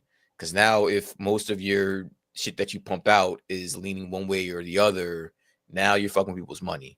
And so Yeah. I just think that, again, I think Warner Brothers just needs to be careful. I think they're fucked regardless on what they do here, Yep. but they just need to make the right choice, whatever that may be. They just need to make the right choice here. Yeah. And I want to point something out that I talked about with a friend of mine. So I don't know if you guys knew about the GNC situation when they filed Chapter 11 bankruptcy back in, I think it was 2018. GNC, the weightlifting shit. The Yeah, supplement. General Nutrition Center. Yeah. Yeah, so they're a publicly traded company. One of the ways that a company can go up for bid for cheap, but it won't work because there's a lot of people with a ton of money, that it goes to the highest bidder, is to file Chapter 11 bankruptcy. It takes a public traded company back to private, and anybody can buy it. And it's the more fair route, because those who were and the reason why GNC did that, not only were they losing money, but they had a few people on the board of directors that wanted to own it, and they want it privatized, and the other board of directors want it out. So that's like a possibility that board of directors can make that decision. Like, no, I want out. I don't want to be transferred to another entity. I don't want to be part of Netflix or Paramount, whatever. Where when you file Chapter 11, it's a restructuring of a company. So it goes back to the private and back to a private company, and highest bidder wins. But the reason that's not going to ever be possible or fair is because it's going to start a huge bidding war. Like companies are making bids, but this is a sale. This isn't a bid. So Warner Brothers can decide to take the lesser amount of money and go for what they align themselves with more. Yeah, if it's politically driven, right? I was gonna say that's the interesting thing about this situation and just about these things in general. Normally, there's some decorum. There's a dance to it. It's supposed to be elegant and it's supposed to be cordial. But we're in hostile takeover territory. Oh yeah, that's the reason 100%. Why it's called. That's the reason why it's called a hostile takeover. Because this guy Ellison is not taking no for an answer. He's not trying to be graceful about this at all. He wants it, and he's a billionaire, a multi-billionaire with pride, and he feels like he's not getting what he wants, and he doesn't know how to deal with that. So that's what we're seeing in real time. We're seeing a spoiled, billionaire with the president, on his ass, saying that he can't get what he wants. I don't think it's a matter of spoil. I think it is a smart business move if you're Paramount, because you got to remember Paramount used to work with Warner Brothers. Really, when they start overbidding this way, where are they going to make this money back? This is a stupid move. Well, like it's about the perception of money. It's not about the actual money they have or haven't. Because you're gonna get that off to shareholders. You think they're gonna understand your idea, a concept of money, and not actual money? You think they're gonna buy that? No. Like this is how it works. Like if you have shares, it's fake money. It's projected money, right? Yes. So the reason why Warner Brothers is worth its 80 billion when it was only worth like 30 something billion not only 2 years ago is because of the announcements. So there's the potential of making money. Correct. So when it's purchased, it's also going to be worth more after purchase because now it's a new product. So then they're going to get banks, they're going to get people to be able to invest to start their projects. And that way that's how they're going to put stuff out. And then when it's successful, there's going to be a profit margin. Okay. Right? And that's where we're going to have the issue. Is if you're overpaying for something, you're going to have to say to your shareholders, we are going to make this much in 10 years. We are going to make this much in 5 years. We'll be at this much in 2 years. When you're overpaying, that number gets more and more hard to reach. Well, that's also why this sale, the reason why it's so important, and I made that point before, is that as soon as something's sold, there are contracts in place that like I can buy your shares. If you don't like what I'm going to do with it, you actually have to forfeit your shares for the amount that I'm going to give it to you. And this is it's worth, yeah. And that's where the Saudis come in. Go ahead. Exactly. Yo, speaking right. Let's conspiracy theory hats, right? What if the reason why Paramount, because you're talking about how like there's a political stature of left and right ideologies being linked, people connected to the right because of Trump, people connected to the left because of whatnot. What if it's because of the fact that Comcast and Netflix are an acquired partnership, and they don't want them acquiring any extra IPs because they want to compete against them, as the same way that we would complain when Disney would buy another IP, that we were like the infinity rings of Disney controlling all this conglomerate of entertainment, right? Comcast, huge network of television, studios, all this stuff. Netflix is a part of that. And what if it's this, like the right-leaning stuff is the reason why Paramount is trying to be bought by this Ellison guy who leans that way, is connected to Trump, and the Saudis are backing Trump with AI and donations and all this stuff. What are they just trying to like stop them from acquiring more of the entertainment industry and trying to start their own to remove it from Hollywood? Throwing it out there. What do you guys think? I think that's kind of piggybacking off of. I think this is a different way of saying what we've been saying. Yeah. Honestly, but the connection is Comcast, right? The connection, and honestly, I think the another interesting aspect of this is that the time frame of this and where we are just economically and socially as a country, where we are right now, that this is going to be the first media conglomerate, media company that's up for sale, and we don't know how it's going to be used. We don't know what the fuck is what the fuck's happening. Yeah, it's crazy to think about. That's what makes this interesting, and I think given into the wrong hands, it can be very, very powerful. And that's what I think that's what the end game is here. That's what the plan is. Whoever has it in their hands will have a vehicle of using media. I mean, I wouldn't say like it's a bad thing for wrong hands. I think this is like the breeding grounds for other opportunities to do the same thing. I think this is like the forefront of them acquiring different, and it's splitting between two factions of ideologies, like we were talking about. I think this is just like the training, or not the training, but the like the first version, the I don't know, the beta testing of how it can be acquired and done this between two splits of ideologies, right? We're also assuming that it's gonna be completely the other way, right? What do you mean? Yeah, because the only thing I say is if you look at through history, the pendulum always swings. So there's going to be a point where it's right in the middle. And I think the pendulum has started swinging that way. Yeah, swinging towards the middle. So even if somebody from the right that's super right and like, you know, because regardless, both sides are crazy when it gets extreme. When it's extreme, they're crazy. It doesn't matter what it is. So when you get to the middle, even if you're crazy, there's a point where, because they're so much in debt after this sale, that I think Paramount is more likely to actually do right by the properties that they obtain. And also, the other reason that I think Paramount is the better choice is because they are known to license off and separate what is a TV show and what is a movie. So Netflix can make DC and Paramount can make DC. But if it's on Netflix, they can't do that because Netflix whole system is by streaming. So there's no, because the other issue is the cinemas. Like laws were passed like around 4 or 5 years ago that now production companies can't purchase cinemas, but they're not doing it. So that's the other side of like why there's certain backing that's not being put on Paramount or put on Netflix. And I think Hollywood was loud for a moment. I don't know why they're quiet. Like we're not hearing directors like Christopher Nolan talking about it no more. Maybe they're just tired of talking about it. But I think Paramount overall, not saying that they're never gonna go full right or full left or just completely political. They might do that, but I think in the beginning it's gonna be so focused on getting money, and like we gotta do reviving some of these dead IPs. I mean, by fucking factory. Well, like I think one of the ways that Paramount will make money is like they're gonna obtain all of Warner Brothers, and then they're gonna sell off things they don't want. Like, oh, I like DC, don't care for Lord of the Rings. I'm gonna sell Lord of the Rings to Netflix.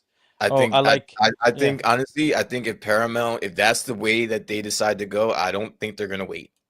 I don't think they're gonna wait. I think that and again, not to make this political, I don't care which side you lean on. I don't care about your political views. But if you think for a second that if Larry Ellison, whatever the fuck his name, gets Warner Brothers and he will be in Trump's back pocket, if you think Trump is gonna wait until they make some fucking money to start pumping out propaganda, I think you got the situation fucked up. I think Hunter Iggy, in the comment section, I think they are going to say his comment. He says, "Chris P, who wants to see a hijab Wonder Woman, a Saudi Superman, and a Saudi's Batman?" I don't think that's what they're gonna do. I really don't. I mean, like again, what they want to do is take what's already known and put whatever story behind it, and then advertise that. That like no company, even Star Wars, they didn't just like rebrand Star Wars. It still says Star Wars. They didn't call it Wars in the Stars. You know, like Superman's still gonna look like Superman. Is he gonna act? Is he gonna play Superman? Probably not. You know, is he gonna act like different character altogether. Just has the Superman symbol and name only. But Relic, you were complaining that he doesn't do that right now, anyways. I don't think he like. Well, that's what I'm saying. Like I don't think he's doing that right now. I do believe that it has the higher possibility of getting worse with Netflix, but I think it's gonna be bad all around. I think we're still gonna get screwed as fans, regardless of where it goes. Oh yeah, we're cooked. We're cooked. Yeah, I think we're screwed as fans. We're cooked. But I mean, in the situation right now, we're cooked already. Yeah, we're cooked. Like we're cooked right now. Like, at you least we know what's cooking. Guys aren't really telling me that Wonder War is going to do any better than it's doing right now. That's why I think it doesn't make a difference. Yeah, I don't think it makes a difference who gets it. The only thing that I could see is someone trying to buy investment into the United States, and then the United States just doesn't own it anymore. Like that's what I see, and I'm not saying that that's bad, nor am I saying it's good, but that's like if you were going to pick any other country. I know, like. I think what was it back like during I want to say Obama's era they bought into our deficit. I don't know if you remember when China bought a part of our deficit in the United States. All of us conspiracy guys were freaking the fuck out because they were like, oh, they're gonna turn a state into fucking China. We're gonna have Wyoming turn into a communist country or communist state or whatever because they own it. No, it wasn't like that. But in the concept of it too, like people know the United States makes money. Like they know it's a powerful country and everybody wants to get some kind of investment in it. Well, in terms of comics in the United States, that's the thing that like pop culture influences the US more than anything else. Like it to the regular person because we want to see stories of heroes and hope and they suck at writing them now. Yeah, but like we live it's the basis of capitalism. Like it's the theory of progress. Like we can always become more what we currently are. True. And that's what America's always believed in. That's what these comics kind of reflect. Yeah, that's what they help us realize that, like, however you were born, whatever you look like, whatever country you're from, if you're here, you can make something of yourself. You might not be rich, but you're gonna be a good person. You might not be, the strongest person in the world genetically, but you're going to be something more than if you didn't have this inspiration.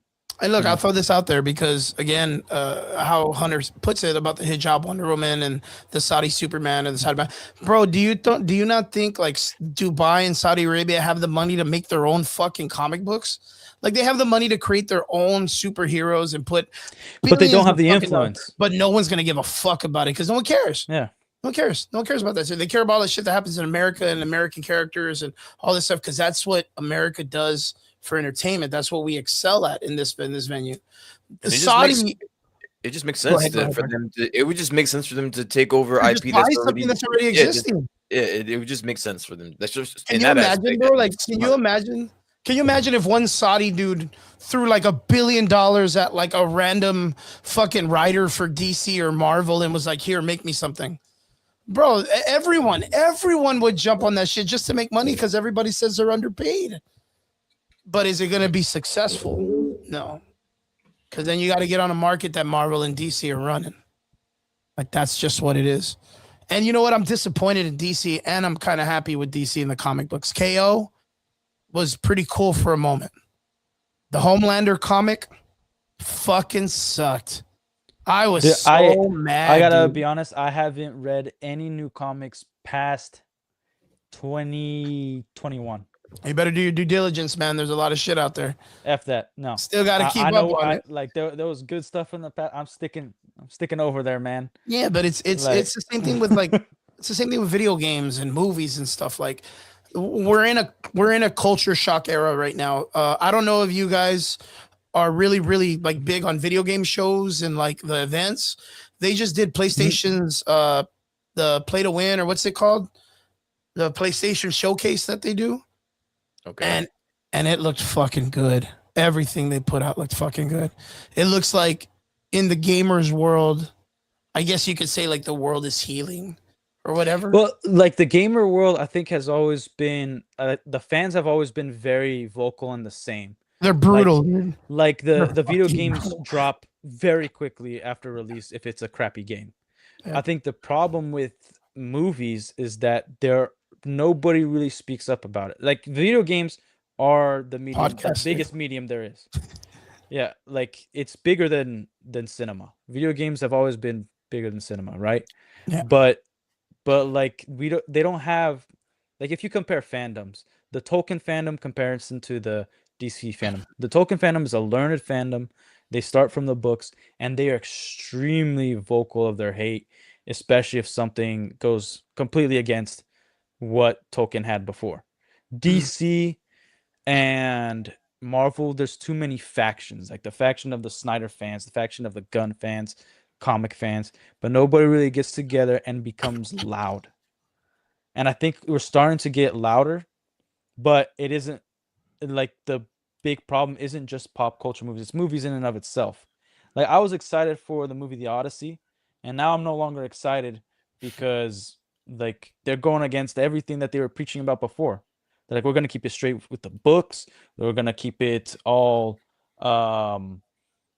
like straight from the source material. I'm like, okay, the first issue was the armor. I'm like, I'm cool with the armor. I'm like, they're taking creative liberties, but then they're like race swapping here and there, and then we're hearing like that they're not going to, like, half the book isn't even a part of the story, and they're connecting it to like other movies, but they're recasting, like, it's just like, to me it's gonna be a mess because they're now trying to get the qualification to be an Oscar instead of just like, this is the right person for the job because they fit the character, the description that we wrote. No, we need an Oscar, so we need to, hire people who might not have the right talent or the right person or the right look. Like, if like Jonah Hill was the biggest actor in the world and I hired him to be Superman, I'm pretty sure I'm gonna hear from all Superman fans like, he looks nothing like Superman. You know what I mean? Isn't fucking Travis Scott in the Odyssey? Yeah, what the freak is he doing there, man? Yeah, when I heard that, I was like, what?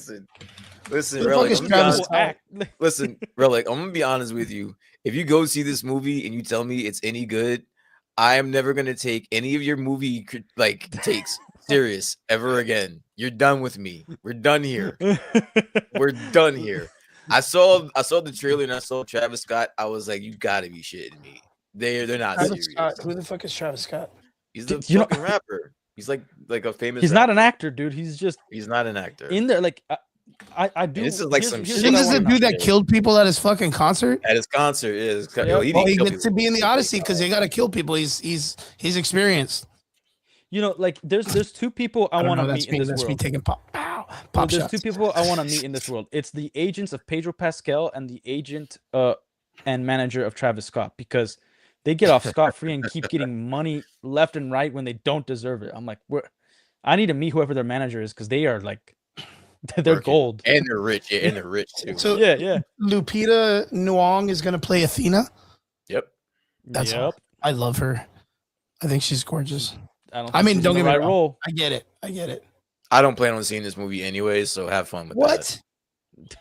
Bro, I read the book when I was in middle school. Like, the fuck do I care about the Odyssey, dude? And I didn't like it then either. Like, it's the first part of, like, it's Christopher Nolan writing the first superhero stories practically. And Christopher Nolan's really good at storytelling. Yeah, but he also has had some crap movies as well. Exactly. Who hasn't, dude? Listen, next time he decides if he wants to make another Batman movie, okay, wake me up. But other than that, I mean, I'll wait for Relic to give his review on it, and then I probably still won't see it.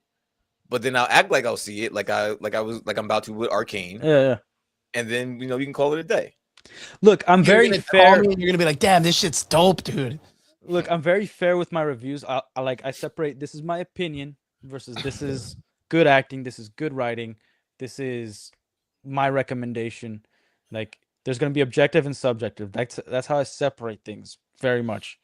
And so, like, a lot of people, when I say something like this movie isn't good, they assume I hate it. I'm like, no, I don't hate it. It's just like, if you can explain to me why this makes sense from A to B to C to D to E all the way through the alphabet, but this jump from A to Z and then from Z to 35, then 35 to D, like, and it's not making sense. If you told me Zack Snyder was directing the Odyssey, you may have a shot. Because of 300? Because of 300? Exactly. You give me a 300 Odyssey, dude, I'm in it. I'm there. You give me a 300 Odyssey, I'm there. Yeah, but like, I think but if Zack Snyder is controlled, because just like George Lucas, he had a crew with him during the first trilogy, that by would the way, call I'm him out not for a this Zack BS. Snyder fan. You know, Yeah, I'm not. I'm not a By Zack the way, Snyder fan. I think yeah, he's a I'm not a douche. Zack. I'm not a Zack Snyder fan. By the way. I'm a huge Zack Snyder fan. No, No, I'm you're just not. kidding. Shut Loser. up. No, you're not. Holy shit, dude! I'm looking at the cast. The cast is pretty crazy. Yeah, no, they went. the- They didn't. Other than Travis Scott, they went out for for everyone in there. They got Spider-Man like- in there. They got Brad Pitt. Well, Zendaya? I thought that was a mistake. Why is Zendaya there? She's always gonna look like a 14-year-old boy for the rest of her life. Like, why is she there? So it's fucking Tom Holland. You're not gonna sell me that dude's a warrior, dude. They Yeah, got dude, You like, gotta put that Spider-Man guy in in there. any fucking armor and sell that shit to me. He No, looks like a when he soldier. came out for like the little teaser, like coming out of the studio, that he's in the new Spider-Man suit. I'm like, this guy hasn't worked out a day in his life. It doesn't Like, have to. if Nah, you man. look, if you have a baby face, you gotta get freaking ripped, dude. Yo, Zac bro, Efron, bro, you gotta break your jaw and get that big ass jaw, dude. if I pulled Zendaya and was making the amount of money he is for them stupid Spider-Man fucking movies, I wouldn't work out either, bro. To be honest with you, I tell everyone to kiss my ass. I'm You good, think bro. Zendaya looks good, dude? I mean, Oh, it's Zendaya's pretty. Zendaya. It's Zendaya. I mean, Zendaya's Dude, pretty. you got like Sydney Sweeney, Gabrielle Union, you got freaking Tyra Banks, you got like anybody, just anybody else other than Zendaya, fool. Like like she's dope. you She's like her? cool. That's cool.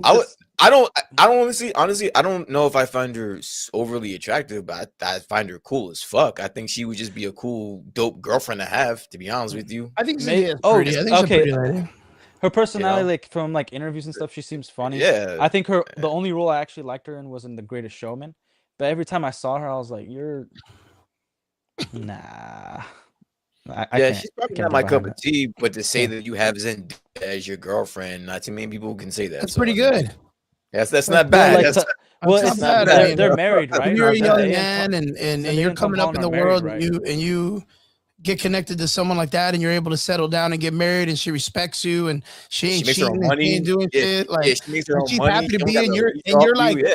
and you're like fucking 6 inches shorter than her, bro. Yeah. Just dude. represent, If I'm man. Spider-Man, I don't give a damn. I don't give a damn. Yeah, well, dude. I I'm mean, don't get me Spider-Man, wrong. dude. Like, I mean, that's like the Chris Evans shit. You know, if you're Spider-Man, you're Spider-Man. You're gonna be seen by that all your life. But then you have Zendaya. As I your don't think I'm girlfriend. gonna see Chris Evans as Captain America all my life. Like, You don't like Chris Evans? no, I I like dig him. it. I like him as Captain America. I just But see, I just you know don't what's think funny? he embodies Captain America. You know, like Yeah, I've never. Whenever I see him in something else, I don't think Captain America for some reason. I don't. Yeah. Like I see him in Knives Out, and Oh no, he's a good just actor. a dude. Yeah, I see him. He's an actor, so like that's different.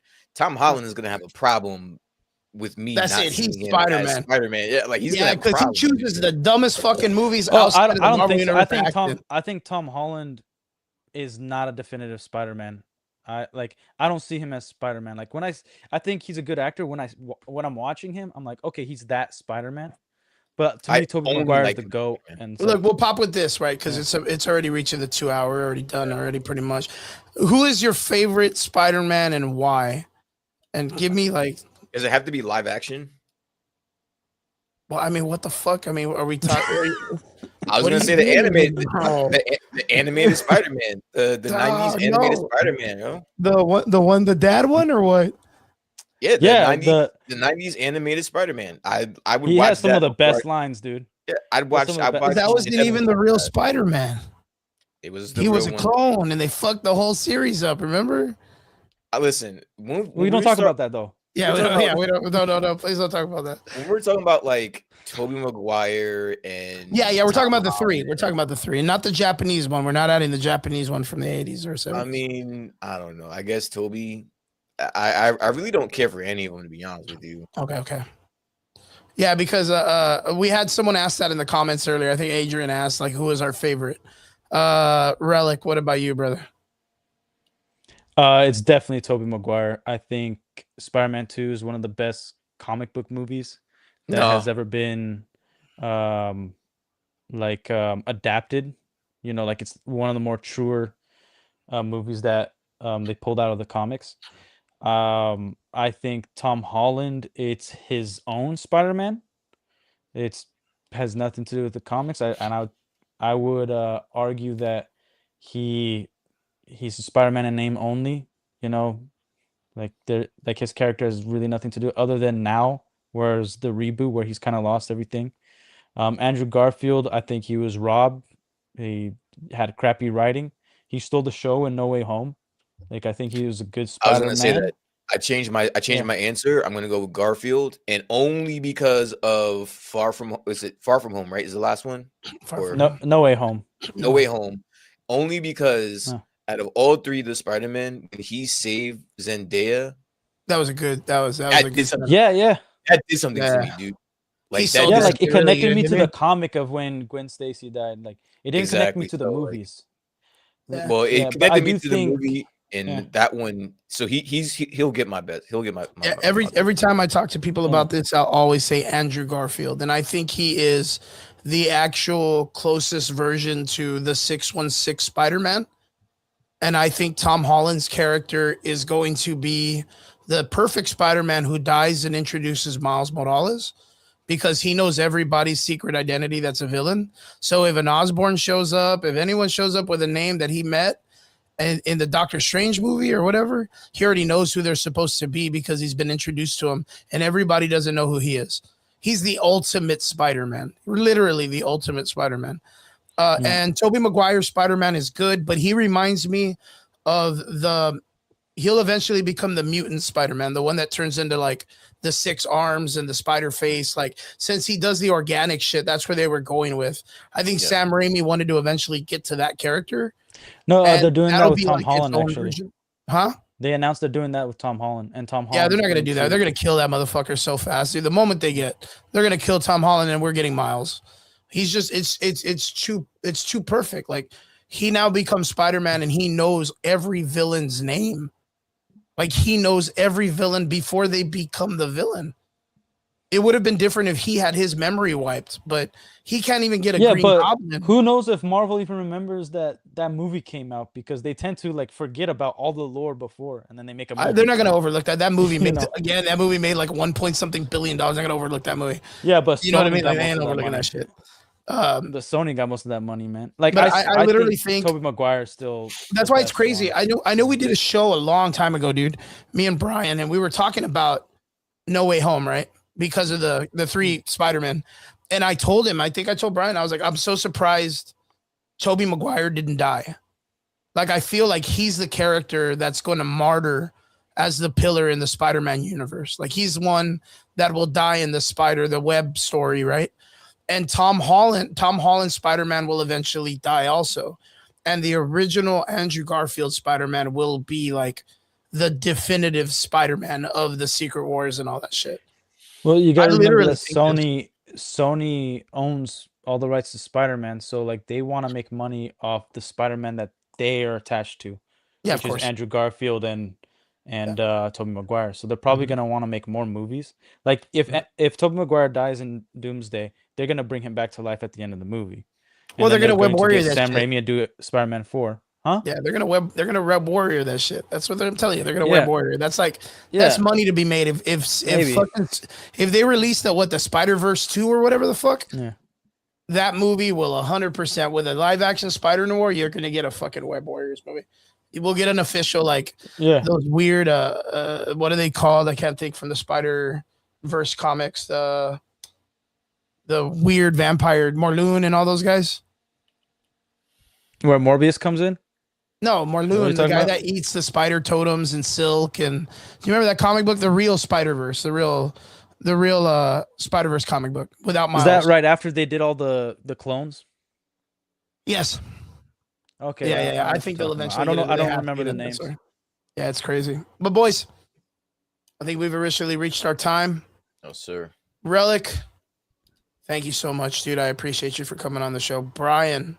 Sir, I appreciate you. We finally got your screen. We're back, baby. We're back, baby. We're back, baby. Stone Cold. Fucking beer and all that shit. I don't know. I don't watch wrestling, or he drinks milk or whatever it is. Yeah, man. I appreciate both of you guys. Relic, what you got coming on this week, man? I'm just good. I do mainly live streams. I have a few videos. I did a live reaction to Spider-Man Noir. It's the thing I'm most excited about, other than Highlander this year. That's fantasy pop culture, you know. I'm waiting for Queens, bro. Here we are, fighting for the man. I'd be happy if Queens isn't a part of it, just because I want it to have its own identity. Like, I want new music. but I'm okay with it as well. But hey, Brian, it was awesome to meet you. I actually really enjoyed our conversation. Likewise. And Oh, you guys went wild, bro. You guys went, and I was like, man, you guys gotta butt heads. But I had to. I had that's to how brothers talk, fool. I had to introduce Relic to a proper The Average Boys show, man. I got to grill him a little bit. I got to grill him a little bit about some things. No, I had enjoyed it. I definitely enjoyed it. No, you guys did excellent. No, like, and that's how it should be. Like, we should be able to have different opinions and still be able to hang out and chill. It shouldn't be like, no, man, we got to jump off and we get mad like Derpy. Like, F you, you know. No, man, we got to jump off and get mad like Derpy. Nah, Derpy wasn't mad. He's cool. He's probably sleepy, man. That guy sleeps all the fucking time. He been hitting me up for like 2 weeks about, oh, man, I want to do the show. I want to do the show, Chris. Come on. Boom, crashes out. Fucking falls asleep. He's my boy, man. Like, I was actually, I was waiting to come on, but I got like hella sick, and I was gonna watch Night of the Seven Kingdoms because I'm not watching Super Bowl. And then when you texted me like, oh yeah, it's probably gonna be slow because of the Super Bowl, I'm like, man, forget the Super Bowl. Why do I care about the Super Bowl, man? Like, I want Night of the Seven Kingdoms. I want to get on the show. I want to talk about, like. I think that might be the next show, the Night of the Seven Kingdoms. I heard it's crazy. Have you not watched? Nah, we didn't ignore the show, Javi. We saw you, bro. We saw you. Saw you, boy. Yeah, we saw you. It's good to see you. We just didn't get to the chat. Do you want to go through the chat before we end off? It's your show. I don't. Yeah. No, it's fine. I mean, Javi was jumping in and he was speaking truth. He was talking about Brian and I was gonna say, yeah, I engaged with Javi. I engaged with the chat. Hell yeah, I like that. Yeah. I didn't read any of the names because I just kind of like when they brought up something like. I don't know who said it. They said like, "Oh, I probably hate Alien." Or Adrian was saying you were a fucking hater. That was funny. I was laughing, bro. I was laughing. I was like, F you, man. No, I love the Predator movies. The first two with Arnold Schwarzenegger and the second one, and then I love the two Alien movies. Yeah. Hunter, Iggy, Adrian, you guys, we appreciate everybody from the answers. We appreciate you guys for jumping on. We come on every week. We don't make money doing this. We just fucking come out and just do this for the love of the sport. I wish I made money doing this. It'd be cool. I wish I'd make like $20. I could get bread or some shit. You know what I mean? It'd be nice, but nah. But again, boys, thank you guys for being on. I know Sunday, everybody got their shit going on. Javi or Relic, you look like you're sweating already. So make sure I got my little fan. I got my little fan right here. Got your little fan and shit. Good. Yeah. And boys, everybody make sure you guys clean your cake holes, fucking take care of yourself. Yeah, no, Javi. Yeah, he did, bro. And we appreciate you all the time. Every time you come on, we appreciate you, Jav. Thank you guys for jumping in the show. Thank you for everybody in the chat for coming in and always jumping in with us. We're sorry we haven't been on a lot, but life's hard right now, man. Everybody out there, I got guys getting ready for fight camp. I got a wrestling event coming up at the end of the month. I might be off on that Sunday, just making sure because I'm gonna go commentate. And these guys rush it all. Are you gonna compete? No, I commentate for a pro wrestling league down here. Brian's friend invited me, and now it's like awesome. It gets pretty good. I'd like to one day kind of like do a podcast over there, but it's so loud, dude. It's so loud. So it would be cool, but if I have to miss a day, it's fine. We'll always jump on. We appreciate every one of you. To our extraordinary listeners, thank you guys so much for always jumping in, hanging out, and having a good time with us. You guys have a good week. Do good, be healthy, and we'll see you guys again here next Sunday on the Average Boys Podcast. Peace. See you guys. Peace.